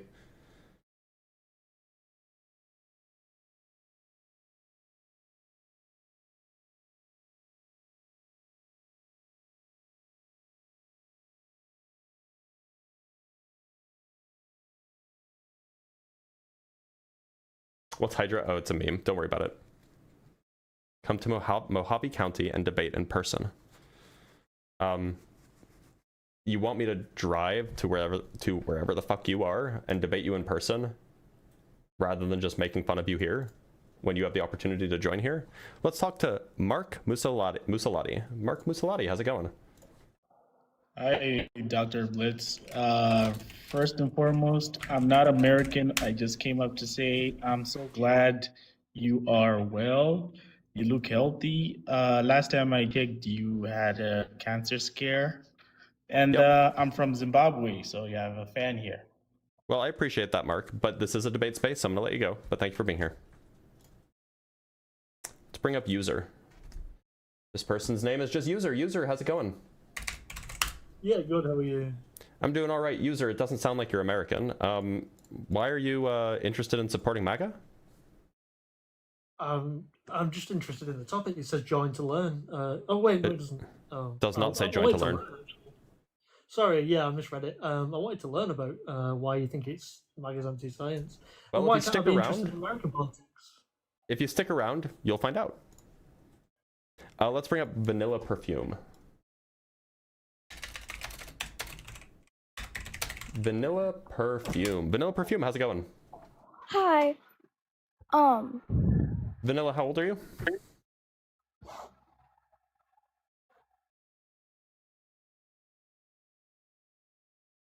Yep, that was a child, I agree. Very young. There are some people who have young voices, but that wasn't one of them. That was a fetus. From Tim Davidson with the $5. For those just tempting to call it the Illuminati, no, we are the Illuminati. If you know, you know, and if you don't, we don't want you to.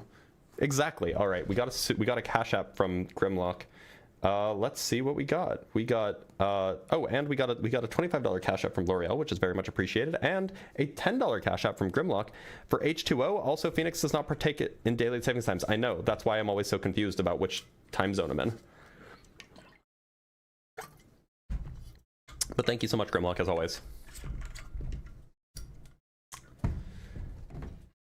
And from, okay, I already read that one. Yeah, there's just like a little bug with my software that's showing me the things.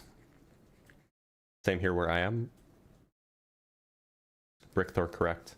Well, look, y'all, it seems like the MAGA is too afraid to join the live stream, which means that we don't have any guests that want to join. Now, if you are not MAGA, please don't join. If you are MAGA and you want to defend the position that MAGA is not anti-science, feel free to hop in the guest box. But until then, I'm just going to assume that you've all admitted defeat. Vanilla, you are a youth. A ute. I guess we did win. I guess we won. I'm not talking to John Stone again. Known racist, known transphobe John Stone. Despite how good free content he is, not talking to John Stone. I have principles. Probably can't figure it out. That could be it. It could very well be the case that MAGA's having a hard time figuring out how to join. So we've defeated Flat Earth. We've defeated MAGA. I guess the next topic to defeat is creationism. That's like the next thing. But it just doesn't seem like we are... we could just clown on him while he's on mute, but he could unmute himself. That's the issue.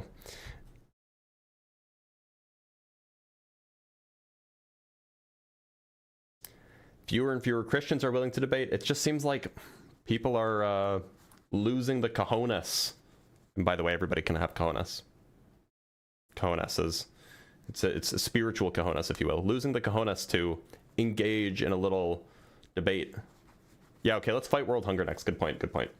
All right, let us...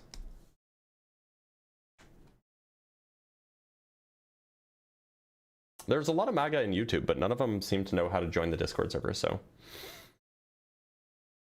All right, well, let us transition. That'll piss off the transphobes. Transition over to creationism. We can change topics. There's nothing wrong with changing topics here and there. Who's asking the questions? What questions? MAGA's dead. We've defeated them. It is easier to sit behind a keyboard and troll. That's true.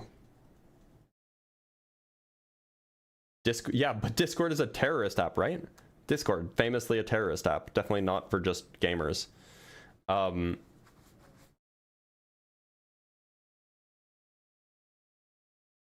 You are pure condescension. Am I? Am I pure condescension? I can be quite kind if you're like a normal person. Hannah 3, how's it going? Hey, Dr. Blitz. What's up, twin? Big fan. Glad to hear it. Okay. Hannah, how old do you think the Earth is? You won't hate me. Okay. I just think that a mind created the universe to be real. I don't know if that counts as creationism, though. Kind of does. Sort of, kind of. Do you think that it was like directed, or do you think it was just kind of like created and then it like went off and did its own thing? I think one is that creationism, God the other is created not. the universe out of pre-existing materials.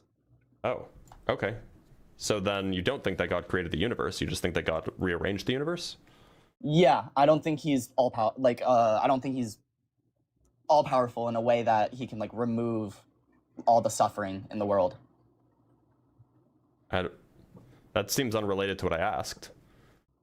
Like, I think like God is like limited. I think the concept is like finite theism. Okay, but look, so if the position is that God created the universe, what would be the reason for thinking that God created the universe as opposed to the universe forming via natural process if there was already stuff there? I think he just cares about like free will. Well, no, what's the reason for thinking that there is a God that created the universe? The if reason it's the case that the stuff was like does it offer any explanatory power? Maybe it would explain if like dualism was true. Why do you need dualism? Why do you need God if dualism is true? Because it seems like it would better account for like consciousness, like the reason why consciousness developed in the way that it did. Well, it depends on what kind of dualism, I guess, but it seems like that you could have dualism. You could have some kind of you can have dualism conscious mentality without a God existing, right? It doesn't Yeah, seem you like it actually can. explains, like the question of why consciousness exists. If you're a dualist, for example, well, you can either be an atheist dualist, in which you have the question of why do we have consciousness, or you can be a theist dualist, then you can be like, okay, well, why does God have consciousness? In both cases, it seems like that it doesn't resolve the problem. What is the problem? Why does God have consciousness? Why does God have consciousness? Yeah. What do you mean by like consciousness? Do you just mean like a volitional Mental agent? stuff. Like, Mental stuff. mental stuff? Like just if you're a dualist, I'm not a dualist for what it's worth, but if you are a dualist, like, why would, even if we grant dualism, why would you, like, what, the problem that you're proposing is, like, suppose dualism is true, well then God better explains why we have consciousness, which, okay, maybe fine, but God does not better explain why God has consciousness. It just pushes the buck back. It kind of just like, there's another question to be asked. Yeah. Okay, so you're asking why God may be conscious? Yeah. Okay, like the question, so the eternal question for philosophy of mind is why does consciousness exist? Like, where does it come from? Yeah, What is it? yeah. What is it? All Hard these problem. questions. It's a hard problem. And if you're a dualist, you can kind of resolve that and be like, well, consciousness is just a kind of stuff that already exists. Like there is like a world. Like science can't observe it. Yeah. It's like a non-physical consciousness, and it just exists. Now the non-theist dualist now has to say, okay, well, why is it that like brains are the kinds of things that get conscious, or maybe they think that everything has consciousness or whatever it is. And so the theist will be like, well, brains have conscious because there's this God thing, and the God thing puts the consciousness in the brains. Okay, fine. But like, the only reason why the non-theist has to account for why brains have consciousness is because the claim is that those are the things that fundamentally get consciousness. They don't get it from something else. But if you're making the claim that there is a God that has consciousness, then the God thing is the thing that's fundamentally conscious, and now you need to explain why it has consciousness. That makes sense, because like persons, like, even if they're conscious, it just seems like there needs to still be an answer as to why God's conscious. Yeah, I don't have that answer for you right now, but could I ask you another question? Sure. Yeah, so I wanted to ask about multiverse. Sure. What do you think of it? I think it's something to be considered seriously. Considered? Yeah. Would you say it's because of the way, like, consciousness, or? No, I just think that, like, so there are a lot of scientific models, a lot of models, cosmological models, that if you take them to their logical conclusion, imply the existence of a multiverse. And so, like, we shouldn't discount those scientific models just because they imply something that we haven't observed. We should consider whether or not it's plausible that, you know, a multiverse can happen in whatever way that those models suggest that they can happen. And then we should look to see if there's evidence for those models in the world around us. And if there is, then that means that the multiverse has good evidence for it. If there's not, then that means that the multiverse doesn't have good evidence for it. I just think it's something that we shouldn't dismiss out of hand. Okay. So you don't think there's like a reason to automatically say like, nah. Yeah, I think that, like, it's a possibility. I think that, you know, depending on what your preferred models are, I will either endorse it or you won't. Okay, what do you think of modal realism then? I think that modal realism. So, what modal scope are we talking? Are we talking physical modal scope, or like logical modal scope, or metaphysical modal scope, or? Would you mind explaining the difference for me? So, the physical modal scope is asking, like, when we talk about possibility in the physical modal scope, it's like what's physically possible. If we're talking about what's logically possible, then that's the logical modal scope. That's the logical. Okay. Yeah. I guess how would modal realism apply? Are those just the three branches that are like generally? Those are like the different ways that you can talk about modal realism. You could say that, like, all physically possible things are real, and that would be like a physical modal realism. You could talk about all logically possible things are real, and that would be a logical modal realism, which that's much broader. I think that logical modal realism is probably not. I don't believe it. Now, I don't perhaps have a reason to disbelieve it, but I don't think that there's good reason to believe it at all. Is the one that you just said, is that the one that says like possible worlds literally exist? No, so well, yes, logically possible worlds are the ones that physically exist, or that actually exist. I shouldn't say physically, because they might not be physical at all. Yeah. What do you think realism physical isn't property directly is? related to the multiverse idea. They're kind of like they're similar, but they're not quite the same. But Hannah, we are pretty far off topic. My bad, it's fine. My bad. So I'm gonna let you go. Peace out. Have a good one. All right, let's talk to Davi Coutinho.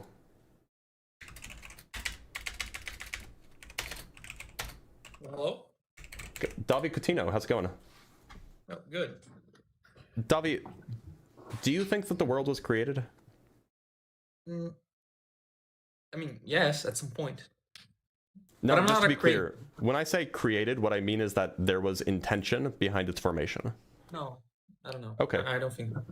Okay, well then, why'd you come up?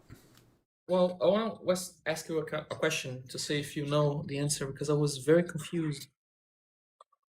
So one time I was at a webinar, people were talking about dating fossils and the age of the Earth.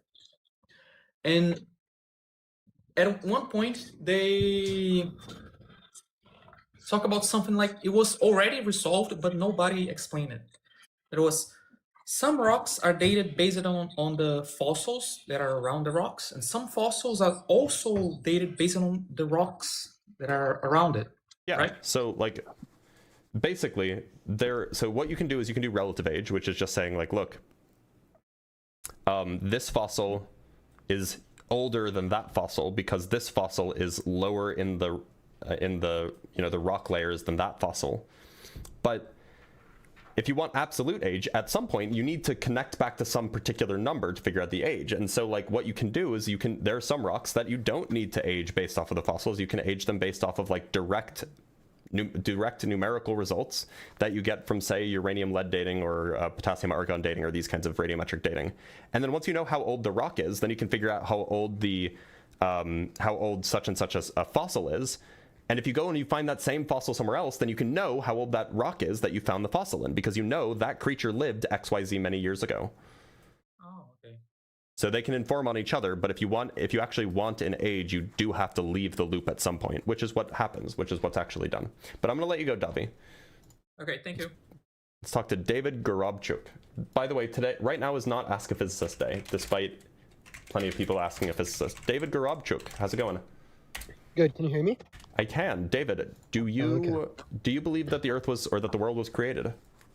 I do, but I actually wanted to talk to you about something else. But like, I want to talk to you about, like, I want to debate on like if there is or isn't a God, or discuss. I mean, that's not quite the topic, but we might get there. Not the topic, but I feel like you like there's a topic a while ago, and I wanted to come up. Yep, but that's not the topic today. Okay, I'm not gonna talk about that today, so should probably drop me then. Okay. Somebody says that the Discord link is expired. It shouldn't be. Somebody was using it earlier, so it shouldn't be expired. But if you click on it, actually, let me just. I'll just ask my mods. But yeah, somebody else joined the Discord link earlier today, so I don't. Yeah, it's an external browser thing. Sometimes browsers are annoying, and they don't always work. But if you type it in, it should work. The universe was 100% created, and it was created by God. Well, then you should have no trouble. Natalie, did you click on a link or did you type the link in? Because if you type the link in, it should work.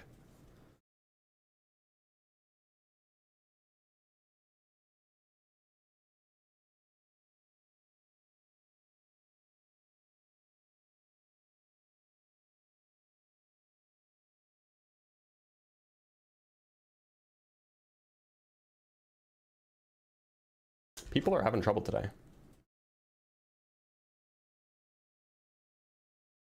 Is it impossible that consciousness is fundamental? I don't know if that's impossible in some sort of logical sense. I can send the link. Yeah, okay, that works. Well, it looks like that we don't have any guests here either. I don't know why we're having trouble getting guests today. But such is the nature of things, I guess. Yeah.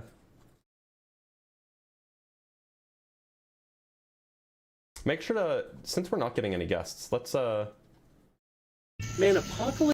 Jim, why are you sending this to me? Since we're not getting guests, make sure to share this out with people that you know, people that might be interested in talking about this topic, because then they might be able to join and we can have a conversation. But apparently, yeah, I've defeated all of the opposition. Apparently, there are just no more creationists. Or it's just a Thursday.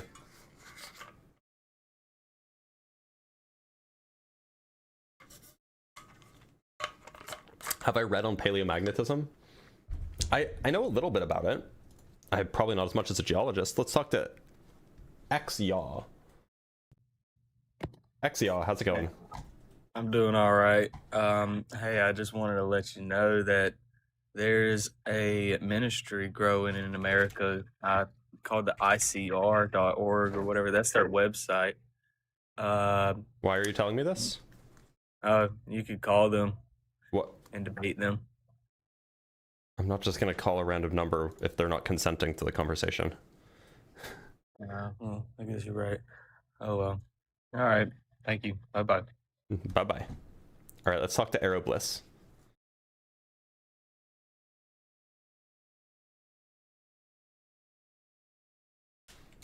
Okay, Aerobliss didn't connect. Let's talk to Cheeks Sniffer. What a name. What a name.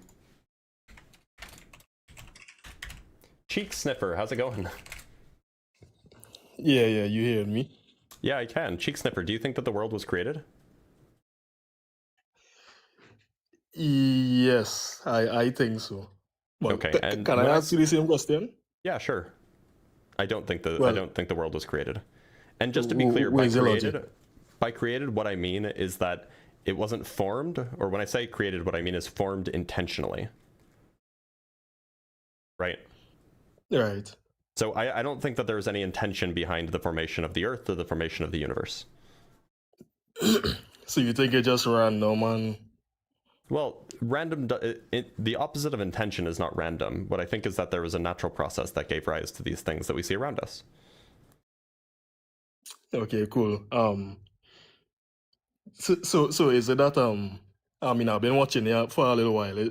Are you an atheist by chance? I am, but honestly, I'm more interested in how you come to the conclusion that there was intention behind the world being created. Like, how old do you think the world is, for example? Well, you know, what being thrown around is be like billions of years. Okay, and do you think that that's true? Yeah. I think it's stands to reason. It have very strong scientific evidence. Yeah. So, what makes you think that it was created then? Well, if I want to make a car, I mean, the car wouldn't just spawn out of existence, right? Somebody have to make it have intention. Not Me and necessarily. you to be here, somebody else. Huh? Not necessarily, right? There are natural processes that can form things. I mean, yeah, but the point I'm trying to draw is something have to come from something now. Sure, and that can be a natural process. Right, but where the natural process come from? For the formation of the Earth, it was gravitational collapse in a protoplanetary disk. All right, and we can keep going back and back And until eventually, we end up. I won't know the answer. Does that mean that there isn't a natural process? No, but usually people who against the creationism say things like the Big Bang. Do you believe in the Big Bang? Yeah, but I don't know what caused the Big Bang. All right, well, I think that's just the disconnect there. I think it's more logical to say that God created the Big Bang versus the Big Bang just kind of appear. I think that's more logical. But that's not my position. My position is not the Big Bang just kind of appeared. I just said I don't know what caused it. So you don't think it's more logical to say that a higher power created it? You don't think that's more logical? How is it more logical to propose that it was magic that caused it rather than just saying I don't know? All right, I guess we could do this whole day. So I mean, like, at least in my view, there's only one kind of process, and that process is natural stuff. But in your view, it seems like there's natural stuff everywhere, except at the very beginning, and then there's there's a non-natural explanation. Well, no, I don't believe that that the quote-unquote non-natural ends there. Like, for example, right, but why should the non-natural end there, or why should the natural stuff end there, and we should instead invoke the supernatural? Sorry, I missed the premise of your question. Yeah, so in the world around us, everything that we see, we can talk about it having a natural cause, right? Right. Like even human intervention. Humans are like biological organisms. There's like natural processes that happen, right? Right. And so, like, even when a human builds a skyscraper, that's still like obeying laws of physics. It's still a natural process. Yeah. And so right. For everything in the world, it looks like all of the formation of stuff from other stuff always happens via naturally. And yet, when we get back to the Big Bang, you say, okay. all of a sudden, now there's a supernatural explanation. Okay, So I get your position. Your position. Oh yeah, by the way, people who having trouble following me, I'm from Trinidad. It's We fine. speak I a very can understand weird you just fine. dialect of English. I can understand you just fine. Don't worry about them. Well, all right, yeah. So is it that you don't believe in the supernatural, like, at all, like not even a little bit? Well, I think absent it's a little bit of a tricky question, right? Because on the one hand, my position is that, like, if there's a thing in the world, then we should be able to explain it, right? Like, as part of the world that we occupy, part of reality. And so, like, right. It seems that there's, if by supernatural you mean those kinds of things in the world that are fundamentally not explainable via some kind of science or some kind of observational science or empirical science, whatever. Yeah. Well, that's a little bit confusing to me, because it seems like if there is some real feature of the world, then you should be able to study it using, like, the scientific process. And so all you mean by supernatural is just the kinds of things that cannot be studied using the scientific process, then yeah, I think that there's probably no reason to think that there's anything supernatural. All right. Okay, But cool. if you mean something else, then I might have a different opinion. All right, cool. So I just want to give an example, right? The thing is, it's difficult to argue religion with logic. It's very difficult as an uphill battle. But when you think about like people like talking in tongues, if you ever heard it. Yeah, I've heard of it. I haven't heard it. I haven't like experienced it personally, but yeah, I've heard of it. You believe that's supernatural or that's a very explainable scientific thing? I think that that's the kind of thing that I would love to have a scientific explanation for. I don't know if it's been studied scientifically, but honestly, of what I've heard about it, it sounds super made up. Made up, wow. Like I know that there are like videos of this. It just sounds like the person is like delusional or faking. All right. I mean, if you don't have any like friends or family members or anything who have the ability to speak in tongues, it will be a little difficult to convince you. But like, what's supernatural about speaking in tongues? Well, for starters, people who speak in tongues, only some people could interpret it. Well, how do you know that they're interpreting it? How do you know they're not just making up what the other person's saying? My uncle speaks in tongues, and he can interpret it. However, on the contrary, my grandmother, which would be his mother, she can't speak in tongues, but she doesn't understand what she's saying. So I have no reason to believe they're lying to me. So your uncle, look, so if your uncle is trying to communicate something, and he speaks in tongues, and then he explains what he's saying, couldn't that just be him explaining the gibberish that he is saying, that he was trying to say, but he was speaking in tongues for some reason? Like, it doesn't seem like there has to be anything supernatural involved here. You see, again, if you don't have any first-hand experiences, it sounds like BS, quite frankly. So I guess it's something you have to experience in person, but perhaps he could like demonstrate, and it's not like something, not like he could just start talking in tongues. Him or my grandmother or anybody. Anybody can just say gibberish. How many languages you know? I know exactly one. One. Okay. Yeah. So I'm a if it is somebody trying to speak another. Yeah. Go ahead. If somebody trying to speak another language that do exist, aka gibberish, you're gonna know very quickly. Like you can't just start. You're gonna know very quickly now. So are you telling me that your uncle are you telling me that your uncle can tell if somebody's actually speaking in tongues as opposed to just faking it? I think anybody could tell if somebody quote unquote faking it if they're speaking in how do you tell? You ever try to? How do you tell? Well, and by the way, it doesn't have to be faking it. It could be like an actual psychological event that happens. You know, like so the context that I've seen these, and I've seen videos of this, is like somebody is like in a religious fervor, and then they just start babbling, right? And like, you know, when you're in a religious fervor, that's like a different state of mind. It's not quite like being on drugs, but it has a significant impact on your psychology, right? So it seems super plausible to me that like if somebody is having a religious experience, even if that's purely psychological, that it could affect the way they behave.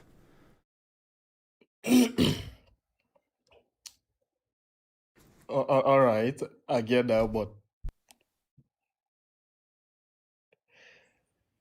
again, if this is something you never witness in person, it just sounds like a load of BS, as I said. But like I said, it's very easy to tell if somebody just quote unquote faking it, as opposed to actually saying actual words now. God damn it, I was muted. I know. So I'm just gonna pull up some examples of people speaking in tongues, and I want you to tell me whether or not they're faking it, okay? All right.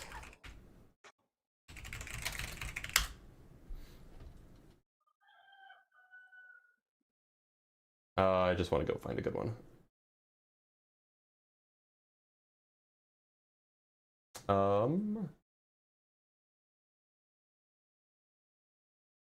You do not.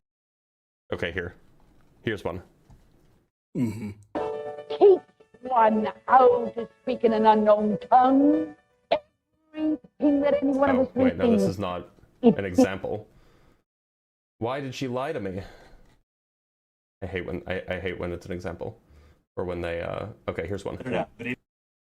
Like, let it on flow. Let it on flow. Is this real? That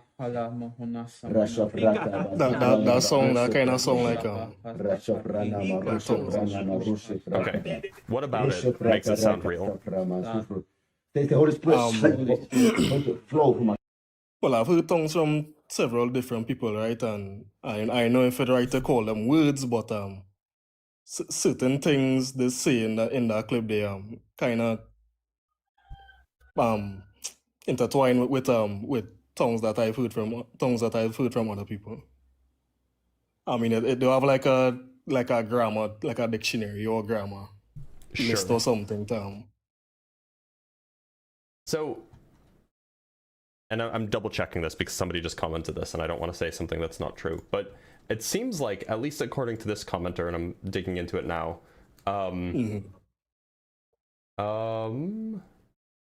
apparently the sounds made while speaking in tongues consist exclusively of those sounds found in the speaker's native language. At least according to this person.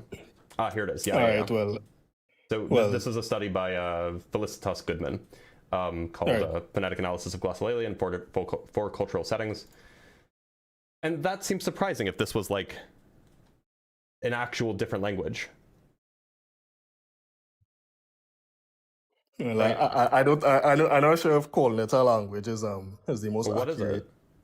I don't like I say, I don't think that's the most accurate because I mean, I know grammatical rules, I know dictionary, but then I know thesaurus. Are they words? Well, right. There's some like how would you define tongues now? That's where the I don't know. It sounds like gibberish. Yeah. If you want to undermine it. Well, no, I mean, that's just what it sounds like. I guess there's a word for it. It's called hypoglossia. But like, it's called glossolalia, or I guess hypoglossia. But like, it just sounds like there's just sounds that people are making that don't have meaningful content. Well, I have no way to prove that that my grandmother and my uncle lying to me or not, but look, I don't think they have any reason to lie to me. It could be that they're not lying to you, but just that they're having a psychological moment, right? So you think it's physiologically, you think it's scientific? It's sort of psychological. Like it's when you have an extremely strong experience, you can, in the same way that, and I've never done this because I'm in complete control of myself, but you know how like, if you go to like a concert, okay, I'll give an example of like the Beatles. So the Beatles were so popular back in the day in like the 60s and 70s. And like, young women, teenagers, like teenage girls, they would go to these concerts and they would just like lose their mind and they would just like scream. And like, they weren't in complete control of themselves. They were overwhelmed, right? And so like, I'm not going to say that was like a physiological thing, but it's just like they're having a really significant experience, and sometimes our brains just do that. Okay, I get what you're saying. It kind of like similar to like drugs. I mean, without ingesting substances. I get what you're saying. Yeah, I don't think it's the exact same thing, but similar. Similar. And so like I don't necessarily think that this is something that's like that somebody's lying to you about. I think that there probably are charlatans who do lie about it, but I don't think that it has to be a charlatan, somebody who's lying, in order for it to be explainable in a natural process or via a natural process. Right. Okay, well, other than, like I said, arguing religion with logic is a steep uphill battle. Sure. And that's the strongest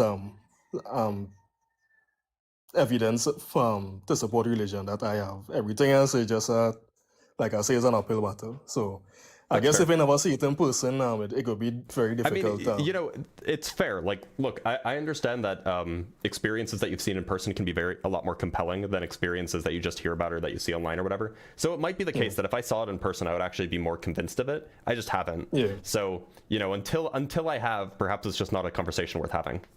Yeah.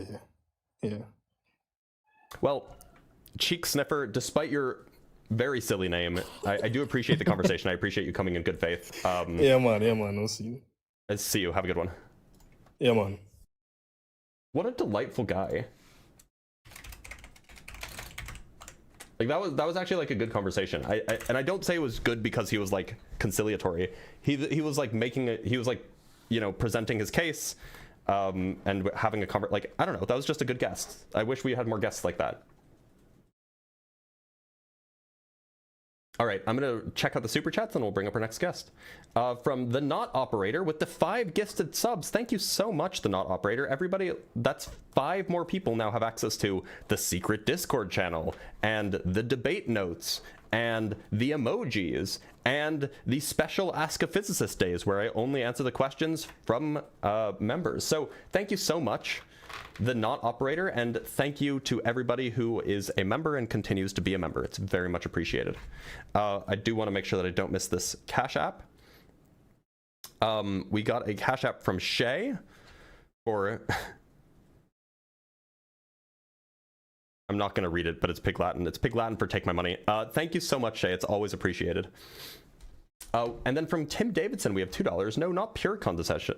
Not pure condescension, maybe 75%, 14 karat. Indeed, I'm 14 karat condescension.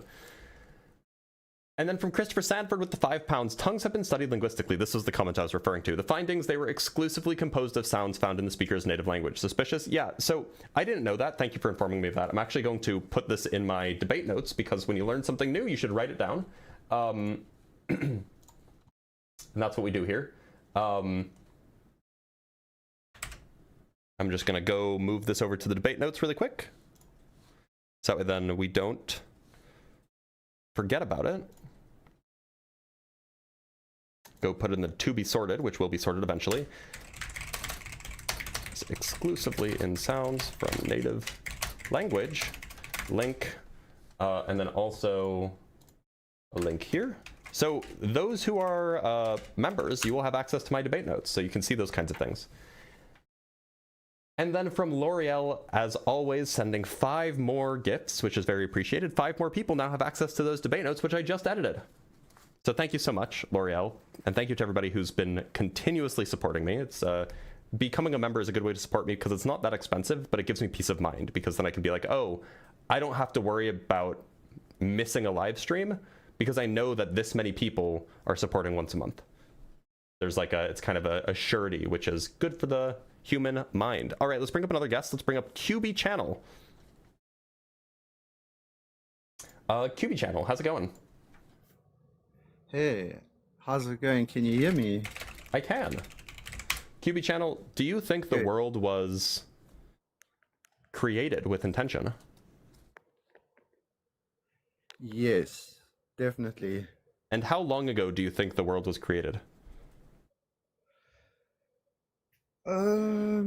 Well, I would have to just sort of give myself a small introduction and say that I'm a Christian, I was raised a Christian, but I have slightly different views, and I think it's all up to interpretation slightly, but ultimately it's the same thing.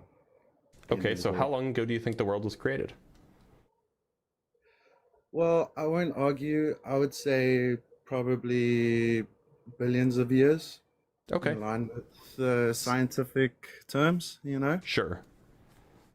So what makes you think that the science is correct there, but the Bible's not, but the Bible is correct in other things? Well, the Bible is correct, and I think the Bible is a very, very good book. It's a very good moral book for people to follow. I think what is written in the Bible is mostly true, although I think some of it you can't take purely word for word. You've got to, there's always sort of a context to everything. I mean, when they say God created the world in 7 days, they don't literally mean 7 days. Could be so when 7 billion Jesus years, could rose be from the 70 dead in 3 days, trillion do they years. literally mean that Jesus rose from the dead in 3 days? Yes, because that is eyewitness accounts, and that is why people believe in Jesus, because But the there's not Bible was just apparently given yeah. by God himself. It's even better than an eyewitness account, right? No. That's Islam. Islam is. Where do you was think the narrated Genesis story came from? directly to. The Genesis story came from probably stories coming down from Moses and from families in the past. Okay, so it's your position that nothing in the book of Genesis is to be trusted? It is to be trusted, but you also have to look at it as a story. Remember, this was written. Okay, I agree. We should look at it as I agree that we should look at it as a story rather than looking at it as factually true. So then, what makes you think that the world was created? Yeah. Because it's the Genesis account that tells us that God created the world.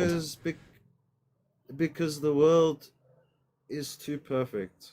There's too many. If you look at, even in science, you look at Fibonacci, you look at the golden ratio, you look at frequencies, you can start to delve into mystical things. You named none of the science things. Well, Fibonacci is a science thing. It's a mathematical it's a math thing. It's a math thing, but it's part of science. In what way? Agree. And look at a spiral galaxy, for example. Yeah. Which one? That's the type of Fibonacci. Actually, I can't give an funnily example. enough, can I? I'm gonna do something real quick, and we can just do this live. Is that fair? Let me just. Yeah. Upload file.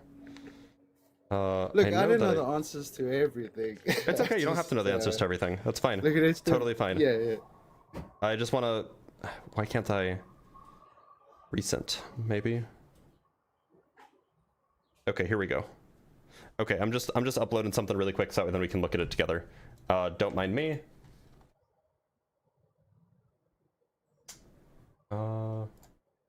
View details, sort by date.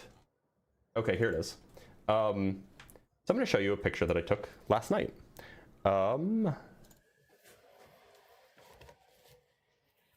Here's a picture that I took last night. It's of a spiral galaxy, a very famous spiral galaxy. It's called the Whirlpool Galaxy. Yeah. So yeah. Let's zoom in and let's see if it follows a Fibonacci spiral, shall we? So what I'm going to do is I'm just going to screen grab this. I'm going to go take it into some photo editing software, and then we can Okay, this is fun. spiral on it. This is fun. Isn't it? We're just going to do it live, and maybe you'll be right. Yeah. Maybe. Create a maybe new not. image. There we go. Okay. But look, I mean, even when it comes to okay. So I'm just going to put this over here so that I can show you what I'm doing. So here is the photo editing software that I'm using. It's called GIMP. I don't know why it's called GIMP, but it's called GIMP. Now, I'm going to go grab a using Linux. golden spiral. No. But I'm familiar with it. I'm going to go find an image of a golden spiral. So here's a golden spiral. I just got to download. Oh, why is this a GIF? I don't want a GIF. Nobody's ever wanted a GIF before of the golden spiral. Okay. Here's a golden spiral. You're getting all the gifts. No, we're talking about GIF. Okay, now we want to just import a layer, new layer from. I don't know what I'm doing. I know that there's a way. Oh, you know what we can do? We can just copy the image, and then we can just paste it. Bada boom, bada bing. Just break it up. Oh yeah. Cool, right? Okay, so now we're just gonna take this, and we're just. Nope, that's not what I want. You make it white. Let me move you. Okay, there we go. I can move it. Okay, cool. So I just have to click here. So, come on. There we go. So, what I'm gonna do is I'm going to, I don't know, rotate this. I should probably flip it. How the hell do I do that? No, keep it as is. Keep it as is for now. Just zoom in. So here's what we're gonna do. Notice how it doesn't really match anything, but we do need to rotate it a little bit because the arms are coming off from the other side, so we have to do that. You have to flip it. You have to flip it. Yeah, I know. So I just gotta figure out to transform, flip horizontally. There we go. Okay, cool. We figured it out. Okay. Now the center should be like right about there.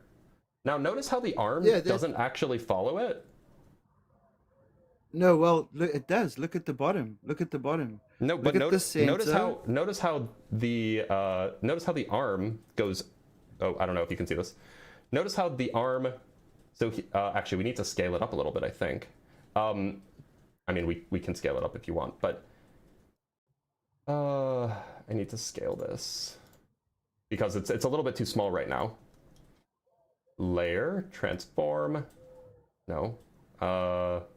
If you can change the color, maybe. Scale layer. Here we go. Okay, this is. You know what? I should really know what I'm doing before I do this, shouldn't I? There, scale. That's No, but it's actually there. Okay, there we go. That's probably roughly about right. Okay, so now, but notice how when I do that, so now it's scaled so that it matches on the inside, but notice how the outside doesn't align. Notice how this arm actually curls in tighter than the golden ratio does. Yeah, but look, I mean, this is accurate up to a couple billion. So it's light not years, accurate you know then, what I mean? is what it sounds like No, you're saying. No, it is. It is. No, Here, let's see if we can make it more you're, accurate. You're There we taking. go. But see, No, see it's- how the angle is different? Yeah. Yeah, It just doesn't match. Yeah. Like the spiral is on the outside over here, and it's on the inside over here. It's matching. It's matching, bro. It's literally not. If you Okay, look so at it, I'll just get no, this look paintbrush. at it. Okay. Hold on, I'm gonna get a paintbrush. matching. I'm just gonna get a paintbrush. It's fine. It's fine. It's fine. Chill. So the arm goes like this, right? It doesn't follow the spiral. See how it kind of goes like that? Look at the. And then on the outside, it kind of goes outside, and then it goes inside, right? It's kind of looser originally, and then it's less loose later. So it just doesn't fit, right? Yeah. Like if we're following the No, arm, it- it's it- something like this,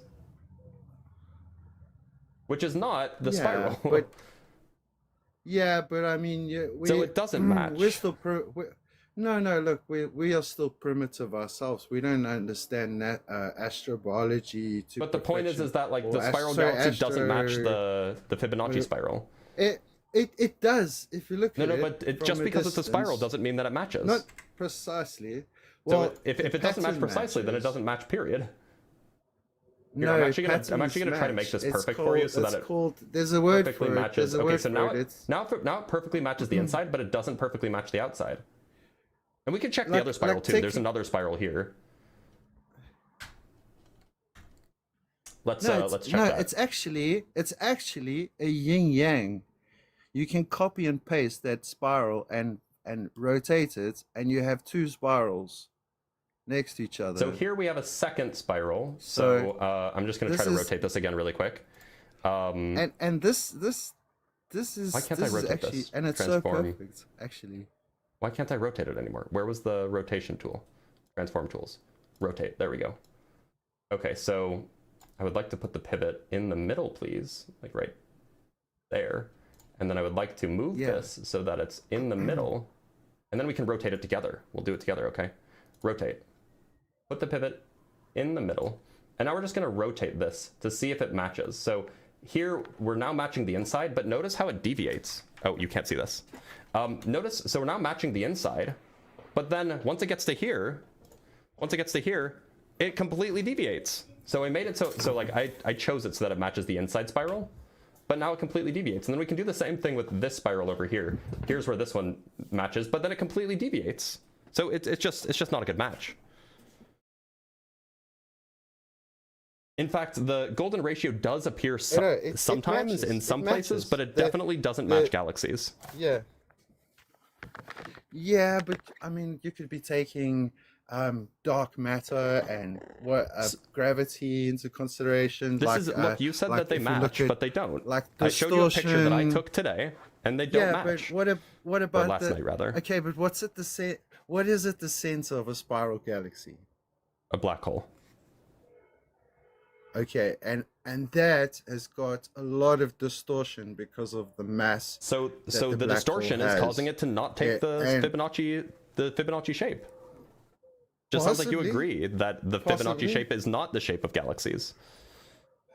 It is in principle, but we're looking at it with other natural effects that is affecting the golden so then ratio it's just not and that shape. twisting things around. Look, it won't be that shape perfectly. Like if you look at a leaf, or let's say a flower, for example. Like no, look at a sunflower, okay, and a sunflower will also have that Fibonacci pattern in it, and not all sunflowers are perfect because some sunflowers will have birds come and eat the sunflower seeds, and then it's not going to have a Fibonacci spiral. So that's the same principle. You're looking at a spiral galaxy that's got Fibonacci, a black hole. So we know when Fibonacci spirals show up in nature, and we know what causes them. It's essentially when a selection process demands that that a spiral forms that is, in some sense, maximally irrational. That's when Fibonacci spirals show up. So in leaf growth patterns, maximal irrationality is useful because it means maximal exposure to the sunlight. In sunflowers, and don't you think that in is sunflower something seeds that is and in pine immaculate? cones? In sunflower seeds and in pine cones, we see Fibonacci spirals, or Fibonacci numbers anyway, or Fibonacci pairs show up because that is a maximal way to pack things in a way that grows circularly outward. It's but the perfect that's pattern. evolutionarily selected for. Things that don't have that pattern would have please, I'm trying to explain. Things that don't have that pattern would be evolutionarily at a they'd be evolutionarily harmed by the environment because the ones that do have that pattern would be able to produce more offspring or produce more seeds or whatever it might be, or get more light, whatever it is. Evolutionarily harmed is not the right word, but they would be less fit for the environment than the ones that do have that pattern. So this is an evolutionary phenomenon. This doesn't require a creator. It does, because every creation has a design. Every creation has a design. Why should and I think that? pattern comes from something. And to be clear, I don't think that the world was created. No, it was created. All of it was created. That's the thing that you're trying to prove. I think that if I mean, you're an atheist, right? Okay, so, but you get people that believe that we live in like a simulation. You know? Some people do. I think that's a little silly. Yeah, but I mean that to me, a simulation seems more plausible than being an atheist. You can be both. And by the way, you can be an atheist. You can be an atheist and believe that we live in a simulation. Anyway, you can be an atheist and believe in a simulation. Those are not mutually incompatible with each other. But I think that there's probably good reason to think that we don't live in a simulation. There's good scientific reasons to think that. So, what's the reason to think that it's more plausible that we live in a simulation? Well, because of what we've just been talking about, because of patterns, because of do you think patterns can't arise naturally? Perfect, mathematics, which is perfect. What do you mean perfect? You know, science, well, mathematics is you know, everything could be described mathematically, and I mean, everything could be described with English, and with English. Yeah, that's because we invent the words to describe things, just like how we invent mathematics to describe things. But I mean, have you ever, like, I'm not gonna try to like convert you to Christianity or anything, but have you been to a church before? I've been to way more churches than I would ever have thought that I would go to. I've been to so many churches. Okay, and how was your experience? What They're cool buildings. Did you think? Okay. But I mean, did you enjoy the experience in the church? Did you feel anything? Did it seem weird? I mean, I appreciated the history. What? But no, I didn't feel anything. Okay. Well, you see, I think that's what makes a person a believer, is that sort of mystical sort of part of the world that most scientists would not see or agree with because you can't see it. But the world isn't perfect. Like the claim you were making was that like everything's so perfect. It's not. Well, nature. In fact, you agreed to this when you said that things are being distorted, like the black holes or dark matter are distorting things. Like then, but it's not perfect. If things are being distorted, how could it be perfect? Not evil. I'm talking about here on Earth. You know, things are not perfect. Things and aren't that's because perfect on of Earth. people and the bad things that they do, you know. So then it's not perfect. Sorry, can you hear me? Yeah, I can hear you. I think I've lost you for. Okay. Sorry, what were you? Where were we? If there are imperfections on Earth, then Earth is not perfect. Yeah, Earth is not perfect, and that's our doing. Okay, so then it's That's not our perfect. doing. So then how can you point to it and say, oh, it's perfect, and that points to a creator? Like, if it's not perfect, then No. how could it point to a creator?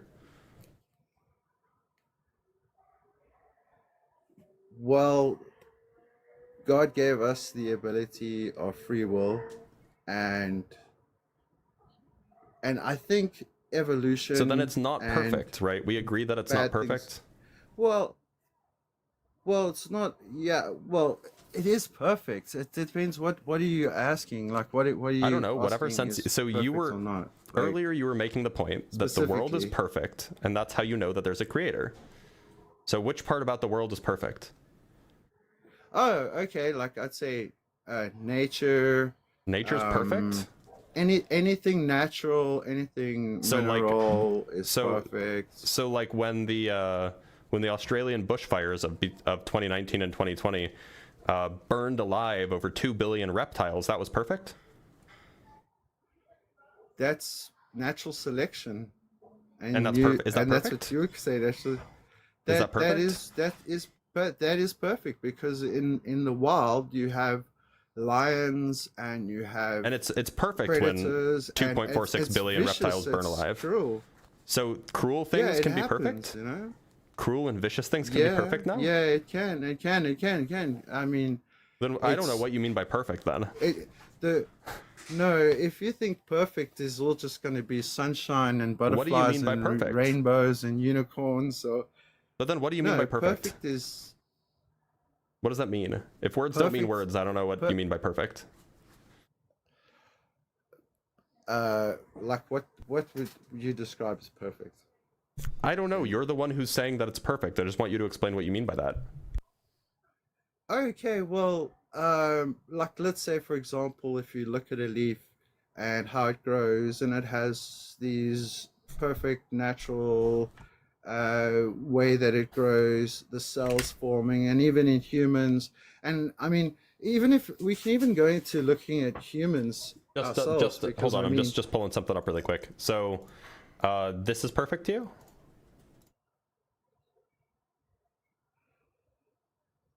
it is. Oh, it is because it's a mutated form. So if this is perfect, then Yeah, the regular look- form would be imperfect. Well, it's you don't know what happened to that leaf. Maybe it Yeah, wasn't it's exposed mutated. to the right kind of sunlight, or So it's imperfect. exactly. So it's imperfect. Well, now it's imperfect, but how? Yeah, I mean. So it's- you said yeah, look but at it- leaves. Well, leaves can be imperfect. So how am I like what am I supposed to mean? What am I supposed to understand when you say that something is perfect? Well, you could say anything that is natural is perfect, even if it looks weird. Okay, are you just identifying the distorted. word natural I with mean- perfect? Like, what does it mean to be perfect if anything that's natural is perfect? Is that just what you mean by perfect? You just mean something that's natural?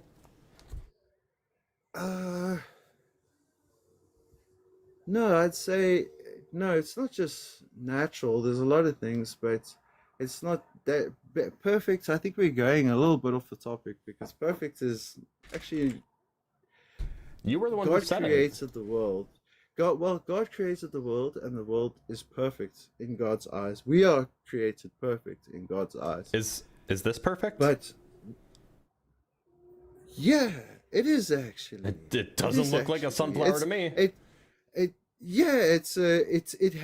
had some weird things happening to it while it was growing up, and now it looks all weird. And that's But- perfect. That's what you mean by perfect? You mean this thing? It's perfect. Yeah, it's perfect because of its existence, because God created it and it is here. It's perfect. You can't. I mean, if you're talking about being perfect in the sense of aesthetically perfect. Well, then what or sense of perfect do genetically you mean? perfect. I'm just saying that I see where you're going, because, but yeah, I think, look, perfect does. I agree with you when you say, yeah, some things are not perfect. If you know it, like a twisted leaf or something that is deformed, yeah, it's not perfect. But I'm talking about the design. I'm talking about in general, our design. Okay, the so universe, what Big about Bang, the evolution. what about the recurrent laryngeal nerve? Is that perfect? Are you familiar with this? I The don't know recurrent much laryngeal about nerve? I don't know what is the laryngeal So, nerve. so What is you know what the that? larynx is? It's the voice box. The recurrent laryngeal nerve is the nerve that goes from your brain to your voice box. Now, your brain's here, your voice box is here. What would the perfect design be? Well, For the recurrent laryngeal that nerve. depends. Where I don't think there's a perfect design, probably, because it depends. Oh, there isn't a perfect design? Well, if there's not a perfect design, then that design can't be perfect. No, well, the initial design is perfect. We're talking about something that okay, evolves, so which is the initial design that's grows, perfect? that changes. Which is the initial perfect design? What would you think it would be?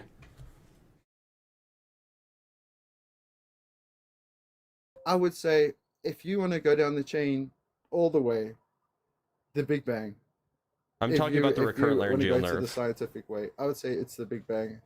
I'm talking about the recurrent laryngeal nerve. What's the perfect laryngeal nerve? So the signal has to get from the brain, from like down here to here. What's the perfect route that it should take? Okay. So I don't know much about that nerve, but what I can say is that if you had this laryngeal nerve, it's supposed to go from your brain to your voice box. To your voice box, and you're human. Is it in a human, right? It's in all mammals. In fact, I think it's in all vertebrates. Okay. Well, we can talk about the one. We can talk about the one in mammals or the one in humans if you want. So if you have this nerve and it's evolving, and it's obviously not perfect because it's not at the best that what do you think would be could be. What do you think the perfect design could be for it? Well, it'll be when it reaches a point where it is replaced by something else and just loses its use entirely and just evolves away into something else. Maybe we won't use our vocal cords, we'll just use telepathic I have no means. idea what you're saying. Look, so the recurrent laryngeal nerve goes from the brain to the voice box. I'm asking you, what is the perfect route that nerve could take? How does it get from point A to point B most perfectly? It probably in a straight line. Yeah, you'd think so, right? Yeah. Want to know how it's actually? Because it's not a straight line, I can tell you that much. Here, let me pull up a picture for you.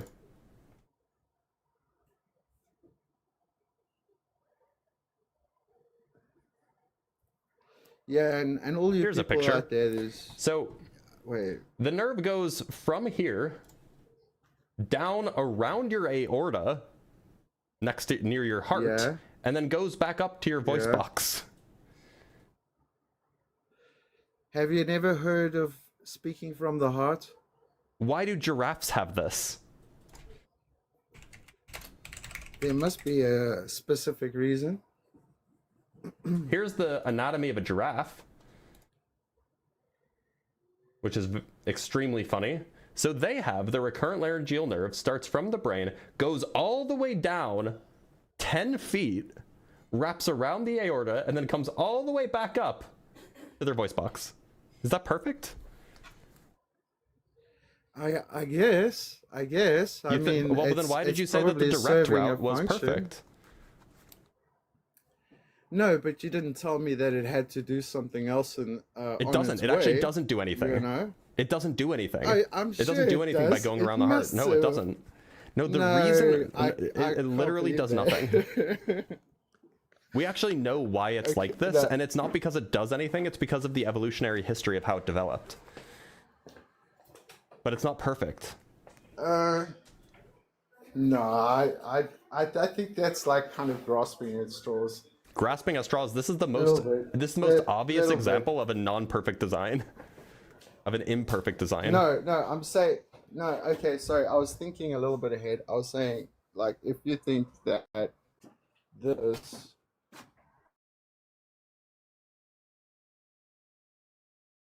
real over perfect design, then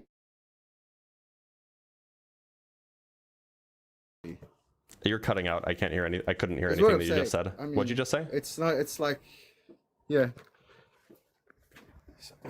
I couldn't hear anything you just so said. I'll repeat again. I say that Oh, he left. Okay. That's something else.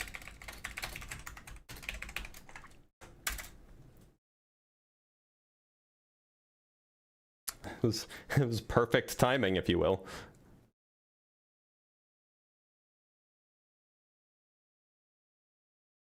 Anyway, let's read some super chats. I wanted his answer too. He left. I didn't kick him. He left.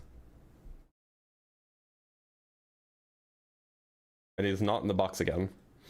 From Zed Bout with the $5. Today I learned that you can use the Fibonacci sequence to convert miles to kilometers, and I will never be the same. Keep crushing maggot splits. Yes, this is extremely useful. If you don't know this trick, you can convert kilometers to miles and vice versa using the Fibonacci sequence. So the Fibonacci sequence is 1, 1, 2, 3, 5, 8, 13, 21, 34, and it keeps going. You just add the previous two to get the next one. So it turns out, for reasons that I can explain, but it turns out that if you have a number of miles, you can approximate the number of kilometers that it is by just, like if you have 8 miles, then the number of kilometers is about 13, which is the next Fibonacci number. If you have 21 miles, that is about 21 kilometers, that's about 13 miles because it's the previous Fibonacci number. So this can be a very useful tool for converting from kilometers to miles or vice versa. It's because the ratio between the Fibonacci numbers approaches the golden ratio, and the golden ratio is very close to the ratio between a mile and a kilometer. So now you know. From Dr. Fudge with the $10, Blitz, you utter fool. Everything is perfect by virtue of how perfect it is, and you can tell what's perfect and what's not perfect because of the way that it is. Get with the program. Yeah, that's how it felt. That's how it felt what I was doing was. And from Sustaining Nimbus with the $5, remember how God looked upon what he had made and said it was perfect? Oh wait, yeah, apparently not. But I mean, if you take that, if you take the Genesis story as fiction, then it all makes sense. From Orion Cooper with the $2, the only thing perfect is Princess Superstar. I don't know who that is, but thank you for the $2. All right, so we have 9 minutes left. You can tell what things are you can tell things what, wait, what does this say? This might be funny. You can tell what's perfect because imperfect things are also perfect, apparently. Yeah, there you go. There you go. I think that we might just end the live stream here. Just because I have a meeting in like an hour and I have a doctor's appointment in 2 hours, so I have to go eat lunch and I want to be done with lunch before my meeting. So I'm gonna end the live stream here. I will be live tomorrow for more atheism content if that's the kind of stuff that you guys like. We will be doing that topic tomorrow morning, and yeah, everything should go perfectly. So thank you guys so much for being here. Thank you guys so much for watching. Remember, if you want to support me, the best way to do so is to become a member on YouTube, or a super fan on TikTok, or a Patreon, or a subscriber on Twitch. These are the best ways to support me. With one more super chat from Matt Lloyd with the £5. Me to my fiance, sorry babe, I'm just speaking from my laryngeal nerve. True, indeed, you can speak from your laryngeal nerve. In fact, that's how everybody speaks. Oh, and we have one more Cash App from Grimlock. Guess probably means sufficient instead of perfect. He might mean that, but he didn't say that, so I can't know. Anyway, guys, thank you so much for being here, and I will see you guys next time.